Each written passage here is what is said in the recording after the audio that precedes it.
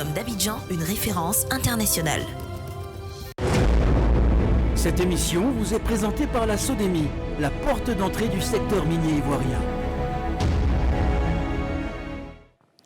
Bonsoir à tous et bienvenue. Si vous nous rejoignez sur NCI, nouveau numéro de NCI 360 ce soir, toujours au cœur de l'actualité nationale et internationale. Merci de votre fidélité.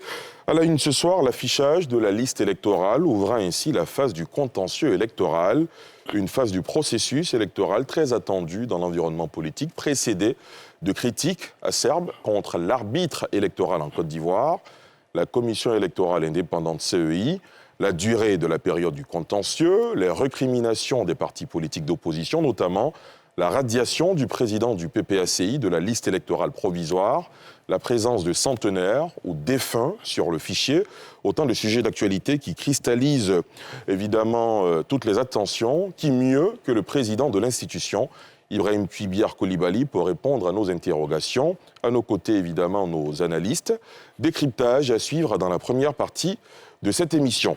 Dans la seconde partie, l'actualité sous-régionale marquée par les violences qui secouent le Sénégal. Des heurts ont été signalés jusqu'à hier dans la banlieue de Dakar, mais plusieurs quartiers qui avaient connu des accès de violence jeudi et vendredi dans la capitale sont restés calmes. Le ministre de l'Intérieur soulignant une baisse d'intensité des manifestations.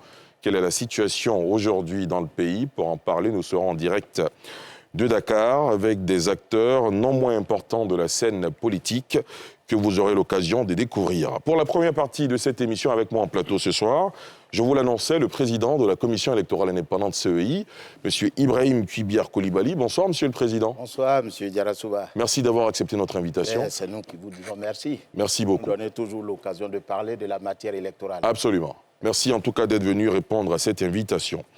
À vos côtés, Landry Couillot. Bonsoir, Landry. Bonsoir, Ali. Landry Couillot, juriste, enseignant, formateur à l'ENA. Merci d'avoir accepté notre invitation. Oui. Docteur Bangali Gédéon Ngouran, un habitué de cette émission, enseignant-chercheur à l'université Laurent-Guédé de Daloa. Bonsoir, docteur. Bonsoir, Ali. Merci d'être là. C'est un plaisir. Merci beaucoup. Jean-Yves Esso, analyste spécialiste en sociologie politique. Bonsoir et bienvenue. Bonsoir, Ali. Merci d'être là. C'est moi qui vous remercie. Geoffroy Kao également, juriste spécialiste en droit constitutionnel. Bonsoir et bienvenue. Bonsoir, Ali. Merci d'avoir accepté notre invitation. Merci. Et merci à vous, chers téléspectateurs et internautes. Vous êtes très nombreux à suivre cette émission ce soir. Vous le savez, les deux principaux partis de l'opposition, le PDCI-RDA et le PPACI, demandent que le délai imparti pour le contentieux électoral soit rallongé d'un mois au lieu de 10 jours, comme prévu par la commission électorale indépendante. Ce délai est court pour régler les nombreuses irrégularités constatées sur la liste électorale provisoire, selon les deux partis politiques. Ils disent avoir décelé plusieurs anomalies sur une proportion de millions d'électeurs. Avant d'en parler avec vous, Monsieur le Président, je vous propose de voir ce sujet de Mardoché Kwasi et Fulgenski Siedo. On en parle juste après. Après avoir décelé une dizaine d'anomalies sur une proportion d'1 million d'électeurs, ces deux partis de l'opposition ont souhaité que le délai imparti pour le contentieux électoral soit rallongé d'un mois au lieu de 10 jours comme prévu par la commission électorale indépendante. Ce délai, diront les deux animateurs de cette conférence de presse, est court pour régler les nombreuses irrégularités constatées sur la liste électorale provisoire. Suite aux instructions données par les deux présidents, son Excellence Henri Konan Bédié, président du PDCI-RDA, et son Excellence Laurent Gbagbo, président du PPACI, un comité technique paritaire a été mis sur pied à l'effet d'analyser les données de la liste électorale provisoire 2020-2023 et d'en relever, le cas échéant, les irrégularités qui pourraient être constatées. À cet égard, nous estimons qu'il est indispensable qu'une période d'une durée d'au moins 1 mois soit impartie pour le contentieux de la liste électorale provisoire. Dans un communiqué publié récemment, la CEI a rappelé que les réclamations sur la liste électorale provisoire 2023 sont reçues du 1er au 10 juin inclus, et ce, exclusivement dans les commissions électorales locales sur toute l'étendue du territoire national, ainsi que dans les commissions électorales des représentations diplomatiques ivoiriennes de 18 pays où le recensement a eu lieu. Ibrahim Kubiar Coulibaly, on l'a dit dans l'élément, le contentieux électoral s'est ouvert le 1er juin. Oui. Il se termine le 10, sauf que vous venez d'entendre des représentants de partis politiques significatifs qui souhaitent que la période soit prolongée parce qu'elle semble courte. Réaction tout de suite? Le contentieux ne se termine pas dans 10 jours. Ce sont les réclamations et les observations qui se tiennent dans 10 jours. Mais le contentieux continue sur 1 mois. Mais moi, je ne suis pas de cet avis. Pourquoi? Parce que, tout simplement, la liste électorale a été augmentée d'à peine 7%. 531 électeurs de plus. La liste électorale dont on parle, c'est cette liste-là que chaque parti politique a. Cette liste électorale est à la disposition des partis politiques depuis bien longtemps. À preuve, à l'occasion de la présentation de la nouvelle liste provisoire, mais nous avons donné cette liste-là 10 jours avant aux partis politiques. Alors quand on me parle d'1 million de personnes, je ne sais pas d'où ça sort. Parce que cette liste existe depuis longtemps et les partis politiques l'ont. Elle n'a été améliorée que de 7%, 531 électeurs maximum. Alors on ne va pas me dire de donner 1 mois. Et puis si les uns et les autres étaient intéressés, on l'aurait déterminé par l'engouement au niveau de l'enrôlement. Alors je ne sais pas qu'est-ce qui peut justifier ça. Mais commençons déjà. Commençons déjà, nous avons 1 mois, commençons déjà et on verra. Et saisissez la commission électorale indépendante et puis on verra. Le délai de 10 jours, il est prévu par la loi? Oui. Ou c'est la commission électorale indépendante avec ses membres qui décide de la durée? Il est prévu par le décret fixant les modalités de la révision de la liste électorale. Il est de 10 jours à compter de l'affichage. Quand on affiche la liste, vous avez 10 jours pour l'examiner, pour y déceler les différentes irrégularités. Après quoi, vous faites vos observations, lesquelles observations sont publiées dans un délai de 10 jours pour permettre également aux personnes qui sont intéressées de faire des observations contraires. Et puis la commission électorale a 1 semaine, 7 jours pour trancher. Et puis, si vous n'êtes pas satisfait des décisions de la commission électorale indépendante, vous avez 3 jours pour saisir le tribunal. Et le tribunal a 5 jours. Vous voyez ce que ça fait? Ça fait presque 1 mois, plus d'1 mois. Donc, on ne peut pas dire que le contentieux, c'est 10 jours. Ce sont les observations qui doivent être faites, qui sont 10 jours. Et nous pouvons dire que les partis politiques disposent de la liste électorale depuis bien longtemps. Et mieux, la liste électorale provisoire leur a été remise 10 jours avant l'affichage. Alors que généralement, on découvre la liste électorale le jour de l'affichage. Mais nous leur avons donné cette liste-là 10 jours avant. Et je dis bien, la différence entre la liste électorale provisoire et l'ancienne liste, c'est 531 électeurs de plus. Alors ils ont eu le temps de l'exploiter, d'y déceler toutes les irrégularités. Voilà. Très bien. Messieurs, avant d'aller un peu plus loin, vous parlez d'irrégularités. Beaucoup semblent avoir été décelés par des partis politiques de l'opposition. Déjà, sur le délai, réaction, Dr Bangali? Moi, je pense que le délai est assez, comme il a relevé, encadré par les textes de loi en la matière. Je pense que les différents partis politiques devaient prendre des dispositions pour se conformer au délai. Et puis, éventuellement, s'il y avait, au-delà de ce délai, la possibilité ensemble de décider d'une rallonge, on pouvait poser le problème sous cet angle-là. Mais je veux surtout me prononcer sur les différentes irrégularités que on en viendra. différents partis... On y arrivera tout à l'heure. Ne vous inquiétez pas, Dr Bangali. Jean-Yves Esso, oui. Moi, ce que vous me dites tous, sur la question du délai, chacun passe son tour et puis on arrive aux irrégularités. Allez-y. Pas du tout. Allez-y, Jean-Yves. Alors moi, j'ai un sérieux problème sur cette histoire de délai. Effectivement, le président de la CEI nous dit que les partis politiques ont eu la liste 10 jours avant. À partir de l'affichage, ils ont 10 jours pour faire des réclamations. Il se trouve que dans cette liste, il nous a été communiqué énormément d'anomalies et énormément d'incongruités. On suppose qu'une liste électorale qui émane de la CEI, qui normalement, selon les textes de la CEI, est révisée tous les ans, selon l'article 2 de la loi sur la CEI, ils ont eu 1 année pour nous produire un texte, une liste, on va dire, acceptable. Et on se rend compte que, quand la liste apparaît, il y a des choses invraisemblables. C'est-à-dire des personnes Là, vous rentrez dans les irrégularités, hein, comme vous voulez le faire. Oui, non, mais sans rentrer dans les détails. Oui, bien sûr. Il y a certaines irrégularités qui sont inacceptables. C'est vrai qu'effectivement, il y a un lot d'irrégularités. Mais il y en a quelques-unes qui sont inacceptables. Donc, effectivement, quand on se rend compte de tout ce qu'il y a à faire comme travail sur la liste, 10 jours, plus 10 jours, donc 20 jours, ne suffit pas pour qu'on puisse émettre des réclamations. Très bien. Donc, je comprends tout à fait la rallonge qui est demandée par les partis politiques. Parfait. Geoffroy Kouao? Non, je pense que la CEI devait faire droit à la demande des partis politiques qui sont les principaux acteurs des élections.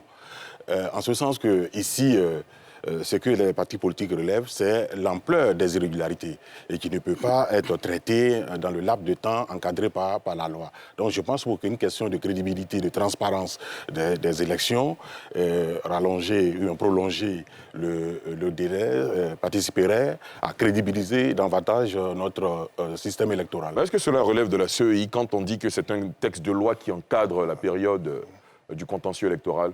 Oui, mais ils vont s'adresser à la CEI, et la CEI s'adresse à qui de droit, dans tous les cas de figure. Parce que lorsque le président dit que lui, il donne une fin de non-recevoir à cette demande, ça veut dire que le système est déjà grippé. Or, je pense que nous ne sommes pas dans un bras de fer entre la CEI et les partis politiques. Bien au contraire, ce sont des partenaires. Et donc, ils doivent trouver un consensus dans le but ultime de la transparence et de la crédibilité des élections. Landry ? Alors déjà, merci bien Ali pour la parole. Déjà, quand on sait qu'on vise une question d'ordre juridique et que cette question-là est encadrée par des textes, dont un décret, je crois que nos partis politiques s'adressent à la mauvaise personne. Parce que le décret, il est pris par le président de la République.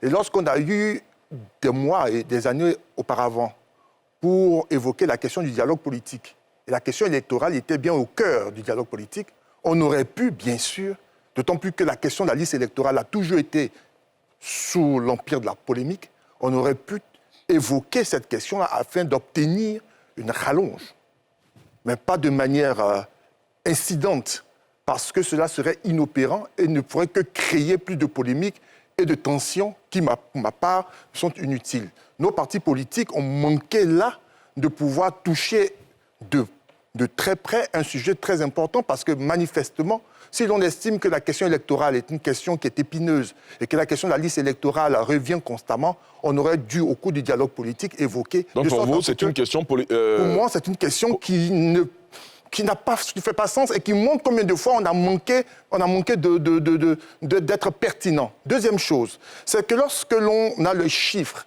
qui porte sur le nombre de nouvelles personnes inscrites et qu'il ne faut même pas le million, ma foi, d'un point de vue qualitatif et quantitatif, il y a un échec de nos partis politiques qui ne dit pas son nom.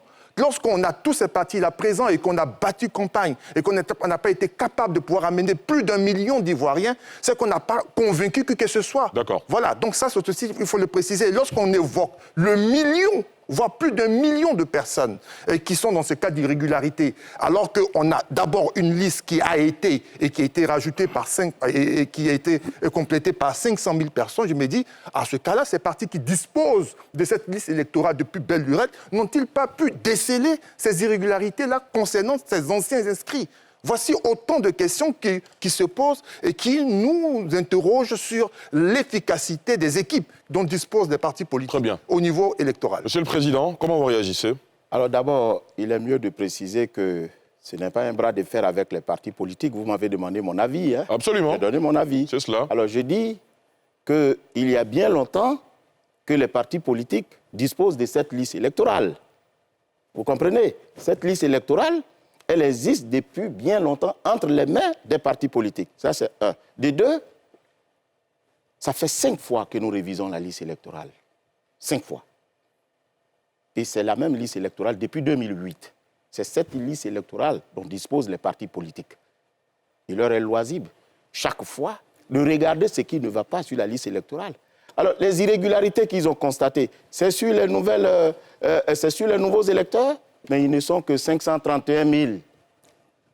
Pour 531 000, on va mettre 1 mois, alors que vous avez eu cette liste électorale depuis des années. Alors je me dis, à toutes les occasions, il aurait fallu... Et puis, de toutes les façons, M. Diarra Souba, La liste électorale, elle est permanente, elle est publique. Alors, chaque fois que besoin sera, on pourra demander de régulariser ces irrégularités ou ces omissions. C'est ce que moi je dis. Mais je n'ai pas dit que c'était peut-être pas de leur part de dire ce qu'ils disent. Mais sauf que moi, je leur dis que nous avons fait notre part. Au-delà de cela, comme l'a dit le monsieur, le journaliste, monsieur Kyo, mais c'est vrai, la commission électorale est l'organe qui organise les élections. Mais la commission électorale ne légifère pas sur les actes qui encadrent l'élection. J'ai toujours dit que la commission fonctionne sur deux bases, la loi et les accords politiques. Voilà. Alors, si vous souhaitez, parce que vous avez décelé sur la liste électorale des irrégularités énormes, mais l'occasion vous est donnée à l'occasion des accords politiques de décider que, désormais, au lieu de 10 jours ou de 20 jours, faites 1 mois, 2 mois, 3 mois. Mais vous ne le faites pas. Et dès qu'on vous donne la liste électorale, vous dites, oui, on a besoin d'1 mois. Alors moi, ça frise un peu le dilatoire. C'est comme ça que ça s'appelle en droit, le dilatoire. Voilà. J'ai l'impression que la réalité, ce n'est pas la quintessence des irrégularités. On va revenir là-dessus. Et vous allez voir que ce sont des irrégularités qui ne sont même pas nouvelles. Très bien. Parlons justement de ces irrégularités. Bon, d'accord, je vais vous faire réagir. Oui, il y a deux choses. Allez-y. D'abord, lorsque Landry dit que les partis politiques ont échoué à faire enregistrer les nouveaux électeurs, il ne relève pas de la compétence. Le recensement électoral relève de la compétence exclusive de la CEI. C'est la CEI qui organise. Peut-être que Landry faisait allusion à l'offre politique. Il participe bien sûr à, oui, non, à sensibiliser. On les a vus mobiliser. Bon, Landry, est-ce que vous pouvez m'écouter, s'il vous plaît? Allez-y. Laissez-le terminer, et puis on revient. Monsieur le Président, là, c'est de la compétence exclusive de la CEI. Et la CEI a les moyens pour faire la communication, pour faire, n'est-ce pas, toute la propagande autour de ce recensement électoral. Donc s'il y a échec, ce n'est pas au niveau des partis politiques, mais plutôt au niveau de la CEI. Et ça, il faut le relever. Deuxième chose, quand, Monsieur le Président, vous dites que les partis politiques ont eu depuis longtemps cette liste, mais on peut vous reprocher la même chose. Vous avez eu pendant longtemps cette liste, vous l'avez, et vous nous avez dit que c'est 7% de nouveaux électeurs inscrits. Mais comment se fait-il qu'aujourd'hui, il y a encore des irrégularités sur cette liste électorale? On n'a pas encore statué sur les irrégularités. Oui, mais moi, je ne vous ai pas dit qu'il y avait des irrégularités. Oui, mais déjà, les partis politiques présument des irrégularités. Très bien. Et vous présumez les irrégularités sur la liste électorale. Mais c'est pour moi, je voudrais que vous soyez précis. Les irrégularités. Mais vous dites que le contentieux n'est pas encore ouvert. Donc on parle de présomption, puisqu'une décision n'est pas encore rendue. Vous n'avez pas été saisi pour un recours administratif. Est-ce que vous avez terminé? Si vous avez terminé, on donne la parole au Président. Monsieur le Président, allez-y. Alors voyez-vous, je reviens encore pour dire que c'est normal que les partis politiques décèlent des irrégularités sur la liste électorale. Mais la liste électorale n'est pas l'œuvre unique de la commission électorale indépendante. C'est une œuvre commune. Voilà pourquoi l'article 12 du Code électoral dit « Tout électeur peut demander l'inscription d'une personne omise, comme tout électeur peut demander la radiation d'une personne indûment inscrite sur la liste électorale. » Cela veut dire tout simplement que c'est une œuvre commune, aussi bien de la commission électorale que des partis politiques. Au-delà de tout, mais le parti politique est le premier bénéficiaire de la liste électorale. Merci. D'autant plus que tout parti politique concourt à l'expression du suffrage et la vocation d'un parti politique, c'est de conquérir le pouvoir d'État par le biais de l'élection. Qui c'est qui a plus intérêt à ce que la liste électorale soit là, soit bien faite? Mais c'est les partis politiques. Et c'est pour cette raison, nous sommes les premiers à donner aux partis politiques la liste électorale. Mais figurez-vous, monsieur Diarra-Souba, voilà ce que nous avons fait. D'abord, au départ, la période d'observation, c'était 3 jours. Nous avons demandé au gouvernement de le rendre en 10 jours, de le prolonger en 10 jours, parce qu'on s'est dit qu'il faut donner le temps aux partis politiques de participer à l'élaboration de la liste électorale. Ensuite, mais l'article 11 dit quoi? Les partis politiques, tout comme toute personne ayant fait acte de candidature, peut se voir délivrer une copie de la liste électorale à ses frais. Nous leur avons donné gratuitement la liste électorale. Et en plus, tout le monde découvre la liste électorale à l'affichage. Mais nous avons fait mieux. 10 jours avant, nous avons remis la liste électorale aux partis politiques.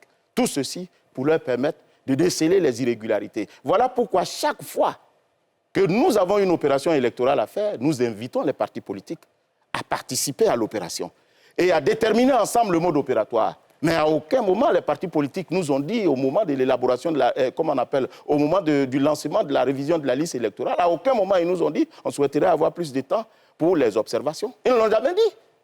Donc, pour moi, c'est nouveau. Mais une question nouvelle, mais c'est traité avec attention. Voilà. Mais jusqu'à preuve du contraire, c'est la loi qui le dit et c'est la loi qui régente la procédure de la révision de la liste électorale. Voilà. Très bien. Monsieur le Président, on va mettre le pied dans le plat, évidemment, concernant les irrégularités. Un haut cadre du Parti des peuples africains, en l'occurrence le professeur Sébastien Danon-Diédié, estimait que, vous savez, la question effectivement qui cristallise toutes les attentions en ce moment, c'est la radiation du président Laurent Gbagbo de la liste électorale.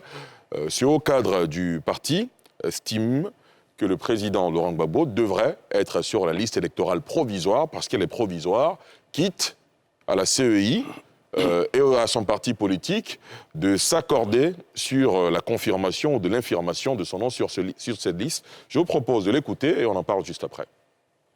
Pour qu'il y ait le contentieux, moi, mon souhait et la logique veut que Gbagbo figure d'abord sur la liste provisoire. Parce qu'on l'a bien appelé liste provisoire. Il faut aller sur cette liste provisoire. À ce moment-là, ceux qui ne sont pas contents viendront faire des réclamations. C'est ce qui n'est pas fait et c'est ça qu'on accepte. Monsieur le Président, comment vous réagissez? Alors, Monsieur Ali, je voudrais, avec votre permission, remettre à chacun des journalistes ici présents. Ce n'est pas des journalistes, bon, c'est des consultants, disons des analystes, oui. Toutes les personnalités ici présentes autour de cette table, les instruments juridiques qui encadrent la révision de la liste électorale. Merci. Il s'agit de la loi et du décret portant fixation des modalités de la révision de la liste électorale. Je me permettrai de le faire. Hein. Voilà. Communication de pièces. D'accord, très bien. Merci beaucoup pour ce document. Ça nous permet... Vous pouvez commencer à élaborer. Alors, en fait, pourquoi je donne ce document? On a l'impression que le président ou la commission électorale indépendante légifère sur les règles qui encadrent la révision de la liste électorale. Ce qui est faux. La liste électorale, elle est bien organisée par la loi et le décret. Évidemment. Alors, vous savez, comme je vous le disais tantôt, la liste électorale est un document administratif sur lequel les citoyens viennent s'enrôler. Parce que pour être électeur, il faut être inscrit sur la liste électorale. Et l'article 6 dit que la liste électorale doit être mise à jour pour tenir compte des mutations intervenues dans le corps électoral. Et que dit le Code par rapport à ce que monsieur le ministre Danon-Diédié a dit? L'article 11 du Code électoral dit que la période déterminant l'établissement de la liste électorale ainsi que ses modalités pratiques sont fixées par un décret pris en Conseil des ministres sur proposition de la Commission électorale indépendante. C'est ce décret-là, celui du 9 novembre 2022. Et que dit ce décret? Parce qu'à l'entendre parler, monsieur le ministre, il faut que le président Gbagbo soit d'abord sur la liste et c'est le contentieux, à l'occasion du contentieux qu'on l'y enlève. L'article 2 de ce décret dit la révision de la liste électorale consiste à 3 choses. La première, l'actualisation des données des personnes. Deuxième, l'inscription des nouveaux électeurs sur la liste électorale. Et troisième, la radiation des personnes décédées, des personnes ayant perdu la qualité d'électeur et celles qui sont indûment inscrites sur la liste électorale. Voilà les 3 objectifs de la révision de la liste électorale. Et l'article 11 de ce décret dit quoi? À l'issue, on parle français là, à l'issue des opérations d'actualisation des données personnelles, virgule, de l'inscription sur la liste électorale et de la radiation de la dite liste, la commission électorale établit la liste électorale provisoire pour être affichée pour que celle-ci soit consultée par la population. Ça veut dire quoi? Ça veut dire que la radiation se fait avant l'élaboration de la liste électorale provisoire. C'est tout simple.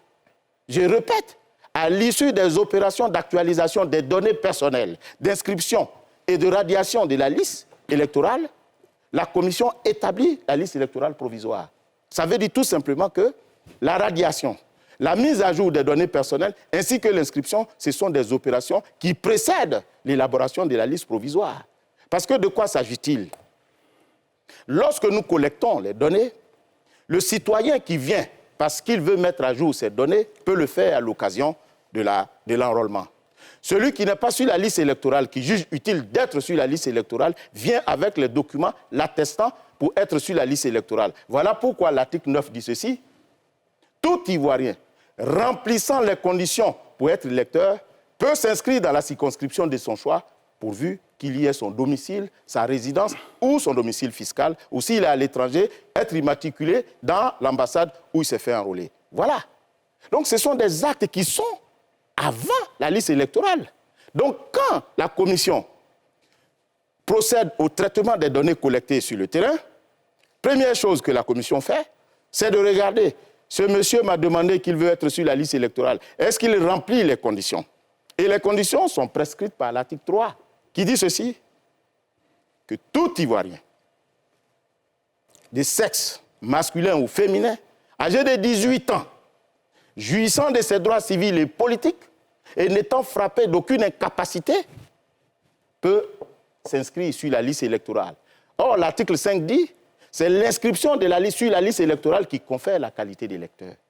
Mais alors, je suis surpris qu'on me dise qu'il faut d'abord inscrire le président Gbagbo sur la liste électorale avant le contentieux. Mais M.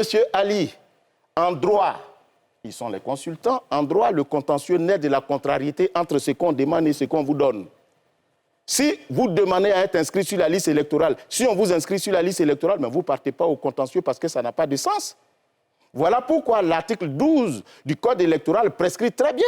Toute personne peut demander l'inscription d'une personne omise. Mais vous êtes omis parce que tout simplement, vous devriez être sur la liste électorale. Donc l'omission est une irrégularité. Quand on dit de radier quelqu'un, ça veut dire que la personne est déjà sur la liste électorale.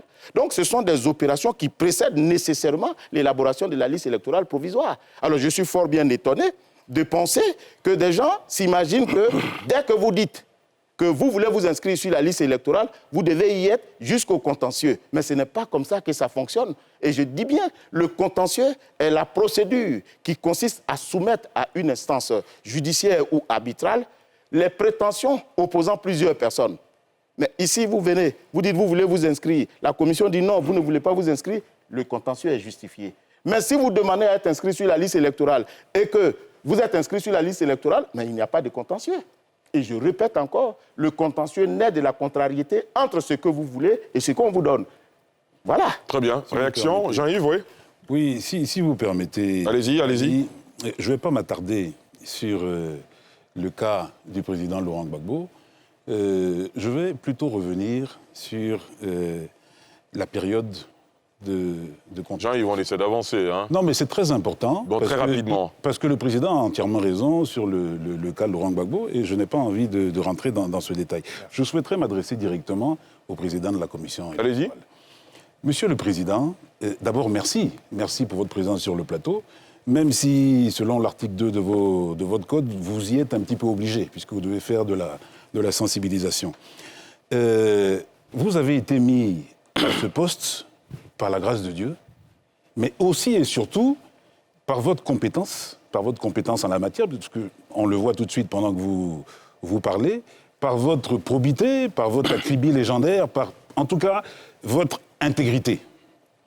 Nous sommes dans une situation en Côte d'Ivoire, enfin, la loi de finances du 20 décembre 2022, je crois, a alloué 57 milliards de francs CFA à la CEI, dont 12 milliards ont été affectés à la révision de la liste électorale. Nous sommes en Côte d'Ivoire. Quand je vous écoute parler, je sens un petit peu de tension, de défiance et de... Vous êtes prêts au combat. Moi, ça me pose un problème. Parce que nous avons envie de nous réconcilier. Bien sûr. Les termes techniques, les termes du droit, les termes techniques, tout le monde ne les connaît pas. Je ne rentre pas dans le cadre du président Laurent Gbagbo parce que je n'ai pas les arguments et je n'ai pas les armes pour le défendre. Par contre, je pense avoir les arguments pour, demander humblement au président d'écouter la demande des partis politiques, parce que la liste électorale qui est sortie a été surprenante pour tout le monde, en termes de quantité d'anomalies figurant dans la liste. C'est vrai que vous dites qu'il y a eu 531 personnes en plus. Le point qu'on fait, et je ne vais pas égrener toutes les anomalies, le point qu'on fait, c'est qu'il y en a énormément. Pour le souci de la réconciliation, de la bonne entente, pour ne pas permettre à des gens de profiter de cette tension-là pour préjuger de votre impartialité, enfin de l'impartialité de l'institution. Ne pensez-vous pas qu'il serait quand même compréhensible et acceptable d'entendre ce que les partis politiques disent? D'autant plus que dans certains autres pays, il y a des audits indépendants qui auditent justement les listes électorales. Je ne sais pas si certaines personnes ici, certains partis politiques l'ont demandé, mais ils nous demandent que du temps pour pouvoir travailler cette liste, même si, dans le décret, il était indiqué que c'était 10 jours. Est-ce que pour répondre à mon ami Guyot tout à l'heure, mais quand il y a eu les discussions concernant... Vous faites allusion au dialogue politique? Le dialogue politique et tout. Mais il n'était pas prévu qu'on nous sorte une liste électorale avec autant d'incongruités. Donc, je pense qu'il faut quand même comprendre que dans certaines situations, il y a il y a de la sensibilisation à faire. Il faut accepter certaines choses pour détendre l'atmosphère de tout le monde. Très bien. Docteur Bangali, sur le cas de la radiation du président Gbagbo. Je vais revenir sur le cas de la radiation du président Laurent Gbagbo, parce qu'autour de cet enjeu-là, il y a plusieurs questions qui gravitent, qui chaque fois ressortent dans le débat public. Et on aimerait bien entendre le président de la CEI sur deux aspects rattachés à la radiation. Le premier aspect, il est juridique. C'est qu'au moment où sa radiation intervient, selon ce qui revient couramment, il y avait deux décisions de justice qui étaient sur la place. La première décision, c'est celle de la justice ivoirienne, la décision numéro 484/2018, du jugement 870/11. Et cette décision a été prise par les juridictions ivoiriennes qui, enlevaient ses droits civiques et politiques au président Laurent Gbagbo. Et donc, cette sanction administrative pouvait lui être opposée dans le cadre, bien sûr, de son retrait de la liste électorale. Mais à côté de cela aussi, il y avait une ordonnance de la Cour africaine de justice, numéro 25/2020, du 25 septembre 2020, qui était opposable à l'État de Côte d'Ivoire jusqu'au 21 avril 2021. Alors, il y avait deux décisions de justice. On souhaiterait savoir sur la base de quoi le président de la CEI, ou en tout cas la CEI, décide de choisir une des décisions de justice et d'ignorer l'autre. Ça, c'est la première question qui revient souvent, sur laquelle on souhaiterait quand même l'entendre. La deuxième question qui a refait surface dernièrement, dans le réquisitoire qui a été développé par le PPACI, c'est que le président Laurent Gbagbo et ainsi que l'ancien Premier ministre Soro Guillaume ont fait objet de la radiation des listes électorales sur la base du fait qu'ils avaient été condamnés par la justice ivoirienne. Et en même temps, ils avaient l'impression de deux traitements différents pour un groupe de personnes qui étaient dans la même situation, parce qu'ils ont relevé le fait que sur la liste électorale figurait toujours le nom de Kamaraté Souleymane et de Afoussiata Bamba, qui eux aussi avaient été condamnés au même titre que Soro Guillaume. Donc l'impression que cela donne, c'est qu'il y a une sorte de ciblage ou d'acharnement de la CEI sur des personnes en fonction des ambitions présidentielles qu'ils auraient exprimées. Donc sur ces deux questions liées à la radiation du président, on souhaiterait quand même entendre le président de la CEI. Déjà, la première question liée aux deux décisions de justice, l'une émise par les juridictions ivoiriennes et l'autre par la Cour africaine de justice, sur la base de quel principe, de quel article il a choisi. De quelle décision de justice? Voilà. Monsieur le Président. Alors, je voudrais répondre à mon frère... Docteur Bangali? Non. Jean-Yves Esso? Monsieur Esso, pour lui dire que je suis très flatté par ses propos, mais je ne suis pas vindicatif vis-à-vis des partis politiques. Tout au contraire. Je considère que les partis politiques et la CEI sont en partenariat, puisque c'est nous qui organisons les élections, et les élections profitent aux partis politiques, puisque ceux-ci ont vocation à conquérir le pouvoir d'État par le biais de l'élection. Donc, loin de moi une animosité vis-à-vis des partis politiques. Sauf que souvent, on est un peu excédé, vous pouvez le comprendre aisément, quand vous les invitez à chaque fois à des débats, discutez un peu d'un mode opératoire, et puis vous constatez que ce sont les mêmes choses qui reviennent. On a l'impression de prêcher un peu dans le désert, ce qui peut amener peut-être la montée de la tension, mais il n'en est rien du tout. Les partis politiques sont toujours nos alliés. Alors, voyez-vous, les deux questions qui m'ont été posées concernant les deux décisions contradictoires. Quand on ouvre la révision de la liste électorale, la commission électorale écrit au ministère de la Justice pour lui dire le code électoral prescrit qu'à l'occasion de la révision de la liste électorale, il faut qu'on sorte les personnes qui sont décédées, on sorte les personnes qui sont déchues de leurs droits, qui ont perdu leur qualité d'électeur, tout comme les personnes qui sont indûment inscrites sur la liste électorale. Comme c'est vous qui détenez le fichier judiciaire des personnes qui sont déchues de leurs droits civils et politiques, est-ce que vous pouvez nous donner la liste de ces personnes-là? Le ministère s'exécute. Nous écrivons au ministère de l'Intérieur, qui gère l'état civil en Côte d'Ivoire, service qui reçoit les déclarations de décès, est-ce que vous pouvez nous donner la liste des personnes qui sont décédées? Ces deux listes sont confrontées à la liste électorale. Et on sort toutes les personnes décédées qui sont sur la liste électorale et qui se retrouvent sur la liste du ministère de l'Intérieur. Tout comme du ministère de la Justice concernant les personnes qui sont déchues de leurs droits civils et politiques. C'est sur cette base qu'on retire ces personnes-là de la liste électorale. Alors, quand on le fait, dans le cas du président Gbagbo, je ne souhaite pas qu'on focalise nos interventions sur le président Gbagbo, mais bon, si vous m'y amenez, c'est l'actualité, on va le faire. Alors, le président Gbagbo se trouvait donc sur cette liste. Le président Gbagbo étant sur cette liste, la conséquence, c'est sa radiation. Mais je vous dis, M. Bangali, qu'en réalité, notre décision est intervenue avant la saisine de la Cour africaine des droits de l'homme. C'est parce que nous n'avons pas fait droit à la requête des avocats du président Gbagbo qu'ils ont saisi la Cour africaine des droits de l'homme, parce que notre décision radiait le président Gbagbo de la liste électorale. Et la Cour africaine des droits de l'homme, je vous le concède, a pris une décision contraire. Mais, M. Bangali, mais retenez tout simplement que les décisions d'une juridiction internationale ne s'appliquent pas de facto à l'intérieur d'un pays souverain. L'article 30 dit ceci, l'article 30 du protocole instituant la Cour africaine des droits de l'homme dit ceci. Les États partis s'engagent à se conformer aux dispositions et aux décisions de la Cour africaine des droits de l'homme et en assurer l'exécution. Mais pour cela, ce n'est pas la commission électorale qui est partie à ce protocole. Moi, je suis une entité d'un État souverain. Il appartient à la Cour africaine de notifier cette décision à l'État de Côte d'Ivoire. Et l'État de Côte d'Ivoire prend les mesures nécessaires pour l'application et assurer l'exécution de ces décisions. Moi, je sais que cette décision existe, mais je ne suis pas habilité à l'exécuter sans que cette décision ne soit notifiée à l'État. C'est comme ça que ça s'est fait. Voyez-vous, même dans le cadre judiciaire, quand une décision vient d'ailleurs, il faut l'exéquaturer. L'exéquaturer consiste à faire revêtir à la décision son caractère exécutoire sur le territoire national. Moi, je ne peux pas, de facto, même si je le sais, de mon propre mouvement, exécuter cette décision. Il faut la notifier à ceux qui sont partis, c'est-à-dire qui représentent officiellement et constitutionnellement l'État à l'étranger.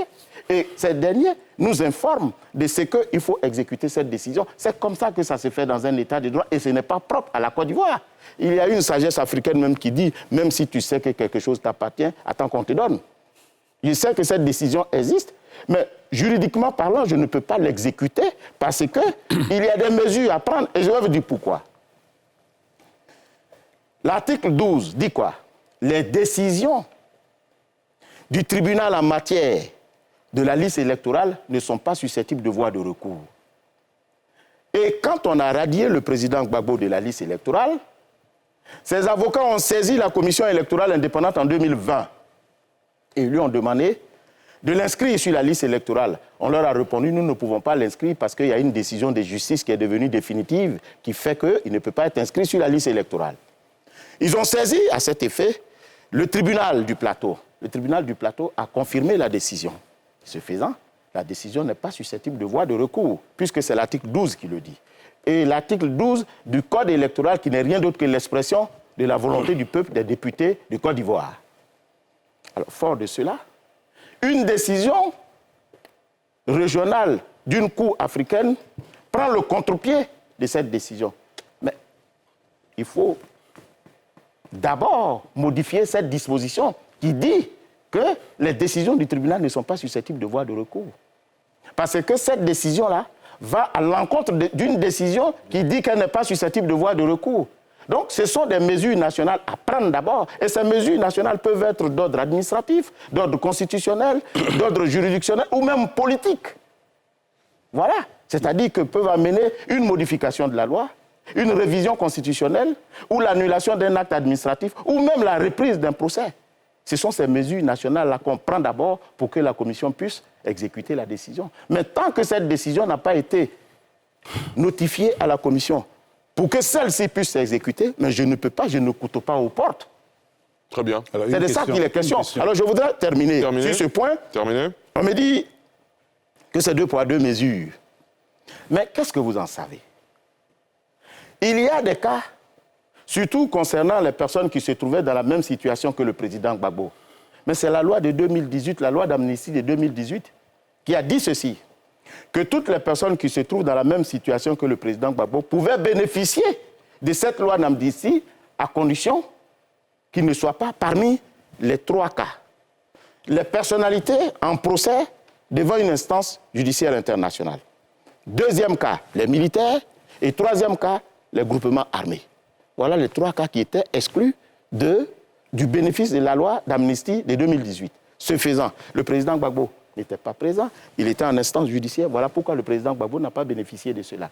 Le ministre Blé Goudé également était en instance judiciaire. Voilà pourquoi ils n'ont pas bénéficié de cela. Mais tous ceux qui n'étaient pas dans les 3 cas ont tous bénéficié de la loi d'amnistie. Voilà pourquoi M. Katina se retrouve sur la liste électorale. Voilà pourquoi M. Akengbo se retrouve sur la liste électorale. Parce que, ayant bénéficié de la loi d'amnistie. Alors quand on parle de 2 poids 2 mesures, je voudrais préciser ceci. On parle du cas de Afoussi Bamba et de M. Soultou Soul. Mais qu'est-ce que vous en savez? Expliquez-nous donc. Mais vous n'en savez rien. Mais moi, je vais vous dire, moi, je m'en tiens à la décision que le ministère de la Justice me donne, disant que ces personnes, voilà les personnes qui sont déchues de leurs droits civils et politiques. Mais si Mme Afoussi Bamba et M. Soultou Soul ne se trouvent pas sur cette liste, pourquoi vous voulez que je m'acharne sur eux pour que demain vous me le reprochiez? Pourquoi? Mais en réalité, ce sont des gens qui ont exercé des voies de recours. Voilà pourquoi ils ne sont pas sur la liste des personnes déchues de leurs droits civils. Parce que seule une décision définitive entraîne la déchéance des droits civils et politiques. Mais quand on exerce les voies de recours, la décision n'est pas encore définitive. Et c'est pour cette raison que nous avons des bureaux de vote à la MACA.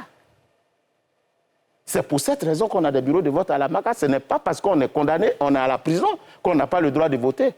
Ceux qui ne peuvent pas voter, c'est ceux qui sont frappés d'une décision qui est devenue définitive. Et je l'ai déjà dit, c'est quoi une décision définitive? Mais moi, je vous dis encore que je m'en tiens à la liste que le ministère de la Justice me donne. Et si Mme Afoussi Bamba ne se trouve pas sur cette liste, si M. Soultou Soul ne se trouve pas sur cette liste, mais pourquoi voulez-vous dire que j'aille les radier? Et vous allez me le reprocher après? Très bien. Geoffroy Kao, vous n'avez pas encore réagi depuis tout à l'heure, allez-y. Oui, non. Sur le plan juridique, je suis totalement en phase avec monsieur le Président. Il a totalement raison. Seulement, et là, je suis heureux de l'entendre aujourd'hui sur ce plateau, parce que antérieurement, il avait donné l'impression qu'il lui revenait, à lui, président de la commission électorale, de commenter les décisions de justice, le contenu de la décision, alors que lui, il ne fait que prendre... il ne fait qu'appliquer les textes de l'effet de la décision de justice. Évidemment, il appartient maintenant aux uns et aux autres de saisir les juridictions compétentes à la matière. Mais en fait, Monsieur le Président, petite remarque, comme je l'ai dit tout à l'heure, vous voyez, vous expliquez bien la procédure. Le juriste que je suis ne peut pas vous porter la contradiction parce que ce que vous dites est juste.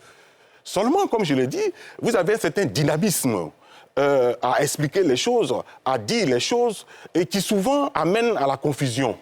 Vous voyez, par exemple oui, vous savez, Par exemple, lorsque vous avez reçu les partis politiques et que les responsables du PPACI ont posé le cas de M. Laurent Gbagbo, votre commentaire est allé un peu dans le fond de l'affaire. Lequel commentaire? Le commentaire sur le cas de M. Laurent Gbagbo. Comment? Est-ce que vous pouvez paraphraser ce qu'il a dit entre-temps C'est-à-dire qu'il s'est permis de commenter la décision de justice, expliquer pourquoi, judiciairement, M. Laurent Gbagbo, alors qu'il n'a pas à le faire. Mais jamais de la vie, monsieur, je vous interromps. Je vous ai suivi. Président, bien sûr, Ce qu'il devait faire, c'est ce qu'il fait ce soir. C'est-à-dire, il dit simplement que, moi, je m'adresse au ministre de la Justice. Moi, ce que je veux, pour qu'on soit très clair et précis, oui. Il semble ne pas reconnaître qu'il ait commenté dans le fond la décision de justice. Est-ce que vous avez des éléments? Est-ce que vous vous souvenez de ce qu'il avait dit, par exemple, qui fonde votre développement? Tout à l'heure de ce que je disais, de ce que Esso disait, c'est-à-dire qu'il y a une petite confusion qui fait croire qu'il y a un bras de fer entre le président et les partis politiques. Et il a dit tout à l'heure qu'il n'y a pas de bras de fer. C'est cela. Évidemment, c'est une remarque que nous faisons, c'est un constat que nous faisons. Et il doit prendre ça en compte. Parce que comme je l'ai dit tout à l'heure, lui, il organise, il n'est même pas l'arbitre, c'est pas lui l'arbitre du jeu électoral. L'arbitre du jeu électoral, Conseil constitutionnel. justement. D'accord, très bien. Il doit faciliter les choses. Vous voyez, et expliquer aux partis politiques. Vous savez, Monsieur le Président, la question de M. Laurent Gbagbo n'est pas d'ordre juridique, encore moins judiciaire. C'est une question purement politique qui ne peut se régler que par rapport au rapport de force politique qui va s'établir d'ici 2025. Si M. Laurent Gbagbo, le rapport de force est en sa faveur, il sera sur la liste électorale. On l'a vu. M. Alassane Ouattara, il était exclu du jeu électoral. Mais en 2005, il a été intégré. Vous comprenez bien, par l'usage de l'article 48, l'article nucléaire de la Constitution. Mais pourquoi? Parce que M. Laurent Gbagbo était en position de force, son pouvoir était en position de faiblesse sur le plan politique. Le rapport de force était en faveur de M. Alassane Ouattara. Donc moi je pense que vous devez diluer un peu votre dynamisme à expliquer ce problème, voire même à l'éluder, à l'éviter et vous consacrer sur vos compétences liées qui sont d'ordre purement administratif. Très bien, très bien. Jean-Yves? Oui, une question rapide. Allez-y. C'est peut-être dans mon esprit que c'est compliqué à comprendre, mais la liste électorale provisoire de 2023 est bien basée... Alors, il vous sera loisible de me contredire même pendant que je parle sous votre contrôle. Elle est bien basée sur la liste électorale définitive de 2020, avec les listes des ministères de l'Intérieur et du ministère de la Justice chaque année, 2021-2022. C'est ça. Voilà. Donc, il y a un truc que je ne comprends pas. Allez-y. C'est-à-dire comment, en 2023, dans la liste électorale provisoire, on arrive à avoir des défunts, comme par exemple le patriarche célèbre Bernard Dadier, qui est mort en 2019, et puis Aboulaye Diallo, enfin le patriarche. Comment on peut avoir des cas comme ça dans la liste électorale avec la liste du ministère de la Justice, la liste du ministère de l'Intérieur, et en plus, vos 5 filtres. Parce que vous avez 5 filtres pour faire enregistrer les gens. Je ne comprends pas ça. Alors, ce serait bien que vous puissiez informer les uns et les autres dessus. D'accord, on laisse le président réagir là-dessus. Après, ce sera une courte pause et vous aurez la parole, André Couillon. Monsieur le Président. Alors, je voudrais dire qu'à aucun moment, magistrat que je suis, je ne peux commenter une décision de justice. Je l'ai dit sur ce plateau ici.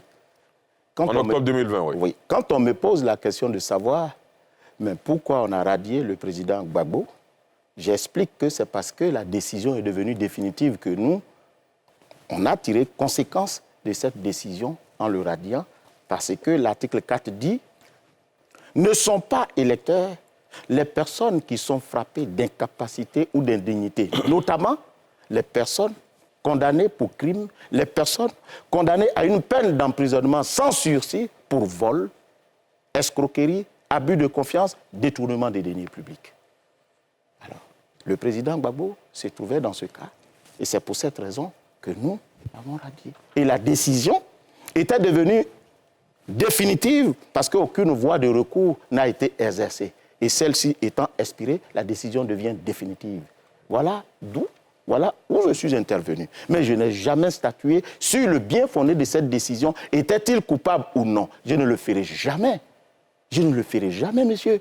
Et quand les partis politiques sont venus me voir, je ne leur ai jamais dit, contrairement à ce que l'un de vos collègues a prétendument dit la fois passée à une de vos émissions, mais je n'ai jamais dit à un parti politique que vous pouvez aller inscrire le président Gbagbo sur la liste électorale. Ouais, je me souviens que dimanche dernier, André Silver-Conan estimait qu'au cours d'une rencontre avec les partis politiques, vous avez laissé entendre que le Parti des peuples africains devrait faire inscrire le président Laurent Gbagbo sur les listings.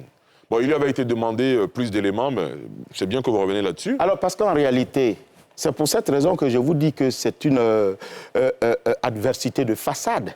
Parce que les partis politiques, la commission électorale indépendante est à la disposition des partis politiques. À tout moment, quand ils sollicitent la commission électorale, on les reçoit. Et c'est dans ce cadre-là, justement, que le PPACI a décidé de rencontrer la CEI. Nous les avons reçus avec le bureau en entier. Et ce jour-là, ils ont dit ceci. Nous voulons prendre notre part au processus électoral. Alors, qu'est-ce qu'il faut faire? La première chose, je leur ai donné tous les tests qui encadraient la révision de la liste électorale. Et deuxièmement, ils m'ont posé la question de savoir comment on fait pour s'inscrire sur la liste électorale. J'ai invoqué l'article 3 qui dit que pour s'inscrire sur la liste électorale, il faut jouir de ses droits civils et politiques, être ivoirien, être âgé de 18 ans et ne pas être frappé d'incapacité. Mais moi, je le disais de façon générale et impersonnelle. Bien sûr. Maintenant, s'ils ont cru que c'est parce que je les incitais à remettre le président Gbagbo, ce n'était pas mon intention. Mais j'ai répondu de façon générale et impersonnelle. Et c'est mon rôle de le faire. Maintenant, les commentaires qui suivent, mais ces commentaires sont attribués aux personnes qui les font. Voilà ce que je voudrais dire. Alors, M. Esso parle des irrégularités. Je vais vous dire, M. Esso, on va aller pas à pas. Monsieur le Président, est-ce que vous permettez qu'on marque une courte pause et tout juste après, on va parler de ces irrégularités, oui, bien sûr, des personnes décédées qui se retrouvent être sur la liste. Il a parlé des plus illustres, Bernard Belindadier. Des centenaires. Des centenaires, effectivement, également. Des personnes, en tout cas, qui ne devraient pas être sur cette liste, ce sera juste après cette courte pause. Port autonome d'Abidjan, une référence internationale. La SODEMI, la porte d'entrée du secteur minier ivoirien. Retour sur le plateau de NCI 360 ce soir. Depuis le début de cette émission, nous évoquons le contentieux électoral avec en plateau le président de la commission électorale indépendante, M. Koulibaly, Ibrahim Kibiar Koulibaly. Monsieur le Président, plusieurs partis politiques, on a beaucoup parlé des irrégularités, et notamment la chef de cabinet du président Laurent Gbagbo a animé une conférence de presse dans laquelle elle revient sur plusieurs irrégularités dont on a un tout petit peu parlé. Je vous propose de voir ce sujet, on en parle juste après. Le PPACI, Parti des peuples africains, monte à nouveau au créneau. La tribune, une conférence de presse de la présidente de son organe de lutte contre la fraude. Au cœur de la rencontre, la liste électorale provisoire. À 48 heures de l'ouverture du contentieux, le parti de l'ex-président Laurent Gbagbo dit avoir décelé de nombreuses irrégularités. En première ligne, les doublons avec plus de 6000 cas dénombrés et la présence de plus de 4000 centenaires, ainsi que des prisonniers et des mineurs âgés de 3 à 14 ans. Nous avons ainsi sur notre liste électorale des électeurs qui ont entre 3 ans et 170 ans. Et cela ne choque pas la CEI. Si M. Guillaume Soro a été radié de la liste électorale, Maître Afoussi Bamba et Soul Toussoul, qui avaient également été condamnés dans la même affaire criminelle, figurent eux toujours sur la liste électorale. Il en est de même dans une toute autre affaire criminelle concernant le général Dogboblé et le colonel Jean Abi, qui n'ont pas perdu leur qualité d'électeurs et se trouvent sur la liste électorale. Pour la seule commune de Dabou, c'est plus de 800 suspicions de fraude qui nous ont été dénoncées. Il nous a été remis des documents dans lesquels des mêmes individus présentent des parents différents, suivant qu'il s'agisse de leur acte de naissance ou de leur carte d'électeur. Les noms et prénoms des parents changent, ou parfois c'est la date et le lieu de naissance qui sont différents, alors que cela concerne la même personne. Les informations figurant sur les actes de naissance de ces personnes, notamment les lieux de naissance des parents qui sont souvent nés à l'étranger, si l'on en croit les actes de naissance, les informations contenues dans les actes de naissance, sont différentes des informations qui sont indiquées lors de leurs inscriptions sur la carte électorale. Autre point, la transhumance. La commission électorale indépendante n'a pu empêcher ce phénomène qui fausse le jeu électoral, avec de milliers de cas d'électeurs épinglés dans des communes où ils ne résident pas, dans le plateau. Face à ces points, que la présidente de SEF juge graves et qui discrédite, selon elle, Maître Abiba Touré fait savoir que son parti va introduire les recours qui s'imposent pour purger la liste électorale, de tout, n'en ayant droit, et ainsi assainir le jeu électoral pour des scrutins aux résultats acceptés de tous. Monsieur le Président, une question pertinente que posait Jean-Yves Cissé-Sceaux. Oui, et comment se fait-il Je peux rajouter juste deux choses. Le général de Boblé et le général, je crois, Sekaseka Anselme, ils ne font pas partie de l'amnistie, de la loi d'amnistie de 2018, dont le Président parlait tout à l'heure, puisqu'ils sont militaires. Je crois avoir compris ce que le Président avait dit tout à l'heure. Donc, normalement, ils ne devaient pas être sur la liste électorale. Comment? Ils ne sont pas amnistiés, ils ne bénéficient pas de la loi d'amnistie de 2018. Oui, mais s'ils exercent des voies de recours? Mais ils sont en prison. Oui. Ils sont condamnés. Oui. Ils ne sont pas amnistiés, puisqu'en 2018, on a enlevé 3 cas dont vous avez parlé. Donc, normalement, ils ne font pas partie de l'amnistie. Donc, vous dites que s'ils sont sur les listes électorales, c'est qu'ils ont... Ils essaient de voies de recours. Parce que ceux qui bénéficient, ceux qui sont déchus de leurs droits civils et politiques, c'est ceux dont la décision est devenue définitive. Ils peuvent être en prison. C'est pour ça que je vous ai dit... Ceux-là, voilà. Tout à fait. Et puis, je vous ai déjà dit que si la liste électorale, si le ministère de la Justice nous donne une liste sur laquelle n'est pas M. Doboblé, mais pourquoi voulez-vous que moi je radie M. Doboblé? Non, il faut qu'on comprenne. Mais c'est ce que j'explique depuis. Alors, je voudrais résumer les griefs qui sont faits à la commission électorale en 4 ou 5 points. Allez-y. Le premier, l'existence des centenaires et des mineurs sur la liste 6 000 centenaires, c'est quand même énorme. Hein? Oui, c'est ça. L'existence de personnes condamnées et décédées, pourtant sur la liste électorale. L'existence des doublons, on parle de 6 000 doublons. Et l'inscription massive suspecte, qui aurait eu lieu, comme on appelle ça, au plateau. C'est ce qui a été dit. C'est cela. Et puis, des personnes ayant des filiations incomplètes. Voilà autant de questions qui sont reprochées à la commission électorale.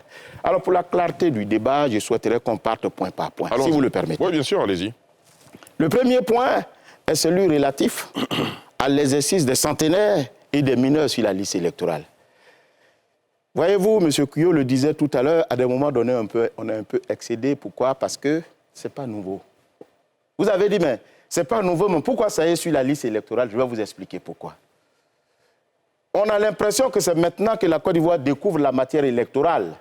Mais il y a des élections en Côte d'Ivoire depuis 1960. Que s'est-il passé?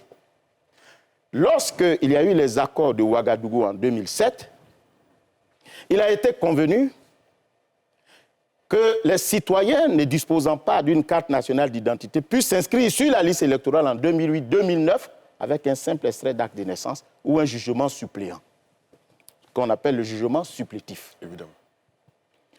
Quand ces personnes sont venues se faire enrôler, elles ont demandé à être inscrites sur la liste électorale. Le système qui est mis actuellement en place n'existait pas à cette époque-là. Qu'est-ce qu'ils font? On inscrit, on saisit, et le document qui a servi à la saisie est restitué au requérant. Et au moment du traitement, qui est la deuxième phase de la procédure de révision, on constate qu'il y a des erreurs qui ont été commises dans les saisies. Compte rendu est fait à tous les partis politiques d'alors. Et les partis politiques, écoutez bien, décident de laisser les personnes. Quand je dis les erreurs qui ont été commises dans les saisies, il s'agissait des personnes qui étaient nées en 1900, qui étaient nées en 1871, qui étaient même des mineurs, etc. Alors, compte rendu a été fait aux partis politiques et ensemble et des concerts, les partis politiques ont décidé de laisser ces personnes sur la liste électorale, mais en prenant l'engagement d'exhorter la population à venir consulter la liste qui sera affichée afin qu'à l'occasion du contentieux, ces rectifications soient faites. C'était plus de 6 000. Et c'est au fur et à mesure que nous sommes en train d'expurger ces personnes-là de la liste électorale. Matériellement, c'est écrit 1800 ou 1900, mais ce sont des gens qui sont nés en 1990. Ce sont des gens qui sont nés en 1971. Matériellement, on les voit. Mais la commission ne peut pas rectifier parce que le document qui a servi à l'enrôlement a été restitué comme on appelle au requérant. Donc, la seule chose qui reste, c'est l'intervention de l'intéressé lui-même à l'occasion de l'affichage des listes électorales. Vous comprenez le dévouement de la commission électorale quant à exhorter la population à venir consulter la liste électorale. Parce que ces erreurs-là existent depuis longtemps, c'est depuis 2008 et 2009. Ce n'est pas maintenant. Et les partis politiques le savent très bien. Parce que ce sont eux-mêmes qui ont décidé de laisser ces personnes sur la liste en espérant que les uns et les autres viendraient, à l'occasion de l'affichage de la liste électorale, faire remarquer ces irrégularités pour qu'au contentieux, on puisse les corriger. Certains sont venus, je vous dis que c'était plus de 6 000, mais d'autres ne sont pas venus. Et c'est ceux qui ne sont pas venus qui sont toujours sur la liste électorale. Alors, quelqu'un m'a dit, mais Monsieur le Président, pourquoi on ne les sort pas? Mais le motif de radier quelqu'un sur la liste, ce ne sont pas les mentions erronées. Parce que la loi interdit qu'un mineur soit sur la liste, mais la loi n'interdit pas qu'un centenaire soit sur la liste. Si vous vivez, si vous avez 300 ans, on ne vous interdit pas de voter. Donc pour nous, à l'heure actuelle, c'est une difficulté, mais c'est une difficulté due aux accords politiques. Parce qu'en ces moments-là, le document qui servirait à la commission électorale de rectifier ces erreurs ont été repris. Ces documents ont été restitués aux requérants. Mais comment nous on fait? Voilà pourquoi la seule personne qui peut rectifier ces erreurs-là, c'est l'intéressé lui-même. Bon, même si on comprend pour le centenaire qui vit, mais et le mineur? Mais c'est la même chose. En réalité, vous pensez bien que ce n'est pas un mineur qui est venu à notre bureau pour se faire enrôler. À 3 ans, comment il fait? Mais ce sont des gens qui sont des majeurs. Mais dans la saisie, il y a eu une erreur en 2008. Et je dis que ces erreurs-là ont été présentées aux partis politiques. Parce que c'était des erreurs manifestes, on voit leurs photos. Ce ne sont pas des mineurs. C'est ça. Mais sauf que les partis politiques ont dit, pour ne pas en rajouter à la tension en ce moment, il fallait les laisser sur la liste électorale et exhorter la population à venir consulter ces irrégularités dans l'affichage. Et à l'occasion du contentieux, venir pour qu'on rectifie ces erreurs-là. Je dis, certains l'ont fait, mais d'autres ne l'ont pas fait. Voilà pourquoi il y a toujours ces personnes qui sont sur la liste électorale. Ce n'est pas le fait de la commission électorale indépendante. Quand on le dit, excusez-moi. Je reviens à vous tout à l'heure. Quand on le dit, on a l'impression que c'est volontaire, mais ce n'est pas la commission électorale indépendante. Ces personnes-là se trouvent sur la liste électorale. Vous comprenez? Tout à fait. Voilà, ce sont des majeurs. Ce sont des gens qui méritent d'être sur la liste électorale. C'est une erreur de saisie. Et les partis politiques eux-mêmes ont souhaité que ces personnes restent sur la liste électorale, mais en espérant qu'elles viendraient, à l'occasion de l'affichage et à l'occasion du contentieux, demander la rectification de leur date de naissance. Mais si elles ne le font pas, qu'est-ce que nous, on peut faire? On ne peut pas les radier, parce que tout simplement, ce n'est pas un motif de radiation. Tout à fait. Voilà mais pourquoi qu'en est-il alors des patriarches mais ce sont ceux-là des deux patriarches? Non, je viens, ça, ce sont les personnes décédées. Je vous ai dit, on va... Pas à pas, allez-y, allez-y. Alors, donc, vous avez compris maintenant pourquoi les mineurs et les centenaires se trouvent sur la liste électorale? C'est du fait des partis politiques, ce n'est pas du fait de la commission électorale indépendante. Donc, Monsieur le Président, oui. Toutes mes excuses. Oui, allez-y. Donc, vous faites ce soir-là un aveu. Quel aveu? Devant la nation. Que la liste électorale n'est pas crédible. Puisque vous venez de dire tout à l'heure qu'on a des irrégularités, mais qui sont acceptées par les partis politiques eux-mêmes depuis 2008. Ce ne sont pas des irrégularités au sens d'affecter la sincérité du scrutin. Merci. Pourquoi? Parce que ce sont des gens qui méritent d'être sur la liste. Je vous dis, quelqu'un qui a 1800 ans, s'il est sur la liste, il est vivant. En quoi ça contrarie le principe du vote? En quoi ça contrarie? Mais vous dites d'abord que c'est une irrégularité. Attendez, on ne s'est pas bien compris. Vous avez dit qu'en 2009, 2008, il y a eu, vous avez constaté, la CEI a constaté des irrégularités sur la liste électorale. Vous avez signalé ces irrégularités aux partis politiques qui ont dit de laisser et que ces personnes concernées vont venir d'elles-mêmes pour le contentieux. Elles ne sont pas venues et ces personnes-là sont toujours sur la liste. Donc, l'irrégularité demeure. Oui, et alors? Mais donc, la liste électorale n'est plus crédible. Mais non, la crédibilité, ce n'est pas la mention erronée. Vous aussi. Mais c'est qui est erroné? Non, vous n'allez pas parler ensemble. S'il vous plaît. Monsieur le Président, vous avez l'impression que la commission électorale indépendante est un centre d'état civil. Mais non. C'est une liste électorale qui a pour objectif de participer à un vote. Est-ce que quelqu'un qui a 100 ans ne participe pas à un vote s'il est vivant? C'est de ça il est question, monsieur. Je vous dis que ça n'affecte pas la sincérité du scrutin. Tout à fait. La seule chose... Et celui qui a 3 ans? Mais celui qui a 3 ans, s'il vient, on va rectifier quand on le regarde. C'est pas... Et s'il ne vient pas? Mais s'il ne vient pas, il est sur la liste électorale. Ça n'affecte pas la sincérité du scrutin. Merci. Non, parce que c'est une erreur. Merci. Dites-moi, monsieur. Mais la liste doit être fiable. Non, mais la fiabilité, dites-moi.